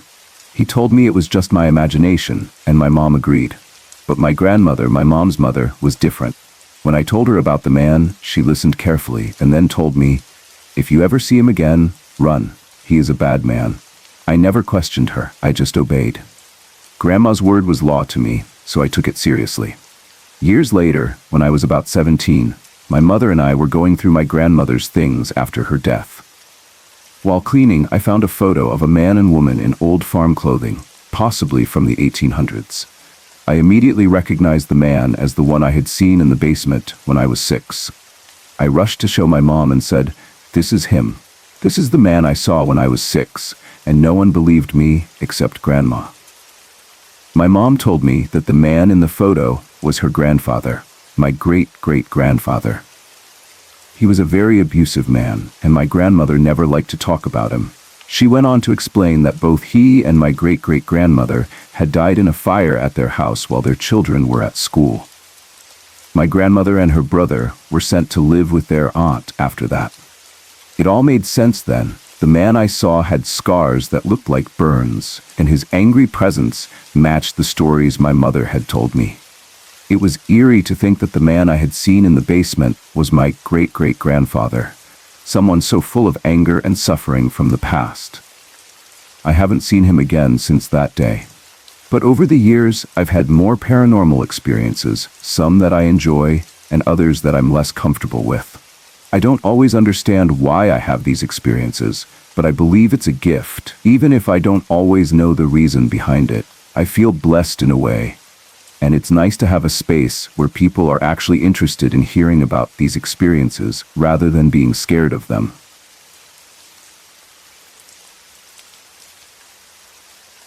I was about 15 when my grandfather passed away, and it was a huge loss for me. He hadn't been sick, at least not that we knew of. He was a remarkable man, full of class, integrity, and always made people feel appreciated. My grandmother had passed away just a year earlier from cancer, and the two of them were inseparable. It was the kind of marriage that made you believe in true love. Before my grandfather's passing, I had been lucky enough to spend some quality time with him as a celebration for passing 8th grade. It was a tradition my grandparents had with each of the grandkids, and I was the youngest, so I was the last one to get my turn. Unfortunately, the trip was postponed after Grandma's passing, and I was told by my parents it might never happen because it would be too hard on Grandpa. But Grandpa wasn't one to let me down. He insisted on going ahead with the trip, and I flew out to spend a week with him. That week was magical. He taught me to waltz, we talked for hours, listened to old Broadway records, and shared lots of laughs. He asked me questions about myself, and we spent so much time together. At the end of the week, as I was getting on the plane, Grandpa said to me, "This is the last time I will see you, kiddo." I told him, "No, it's not, Grandpa. I'll be back." He replied, "You will, but I will be gone." He knew then that his time was short. 3 months later, Grandpa passed away after a game of tennis with his friends. He casually strolled back to his table, sipping his Manhattan and joking about the game when he suddenly sighed, folded his arms, and was gone. At the funeral, the whole town seemed to show up to pay their respects. Everyone who knew him shared kind words, and there was laughter about his life, especially his life with Grandma. It was clear to all of us that they were together again. During the viewing, I asked my dad if I could have Grandpa's glasses. Everyone thought it was a little strange, but to me, they were such a personal part of him. He wore them every day, and I wanted something that would keep him close. After the funeral, my family stayed at my grandparents' house. Everyone went to different rooms, but my sister and I shared a spare room with a pull-out sofa bed. As we lay there talking about Grandpa and how much we missed him, we decided to turn off the light and go to sleep. Just as I switched off the light, the door cracked open slightly, just enough for the hallway nightlight to shine through. Then we heard a soft, calm voice say, "Good night, girls." We responded with "good night," and the door closed. Immediately, my sister and I looked at each other and said, "That was Grandpa." We weren't scared, just excited. We decided to ask the family the next morning if anyone had gotten up and opened our door. Not surprisingly, no one had been up, and no one had opened our door that night. We both knew without a doubt that Grandpa had said goodnight to us in his sweet way, reassuring us that he was okay and that we could be too. It's a memory I'll carry with me forever.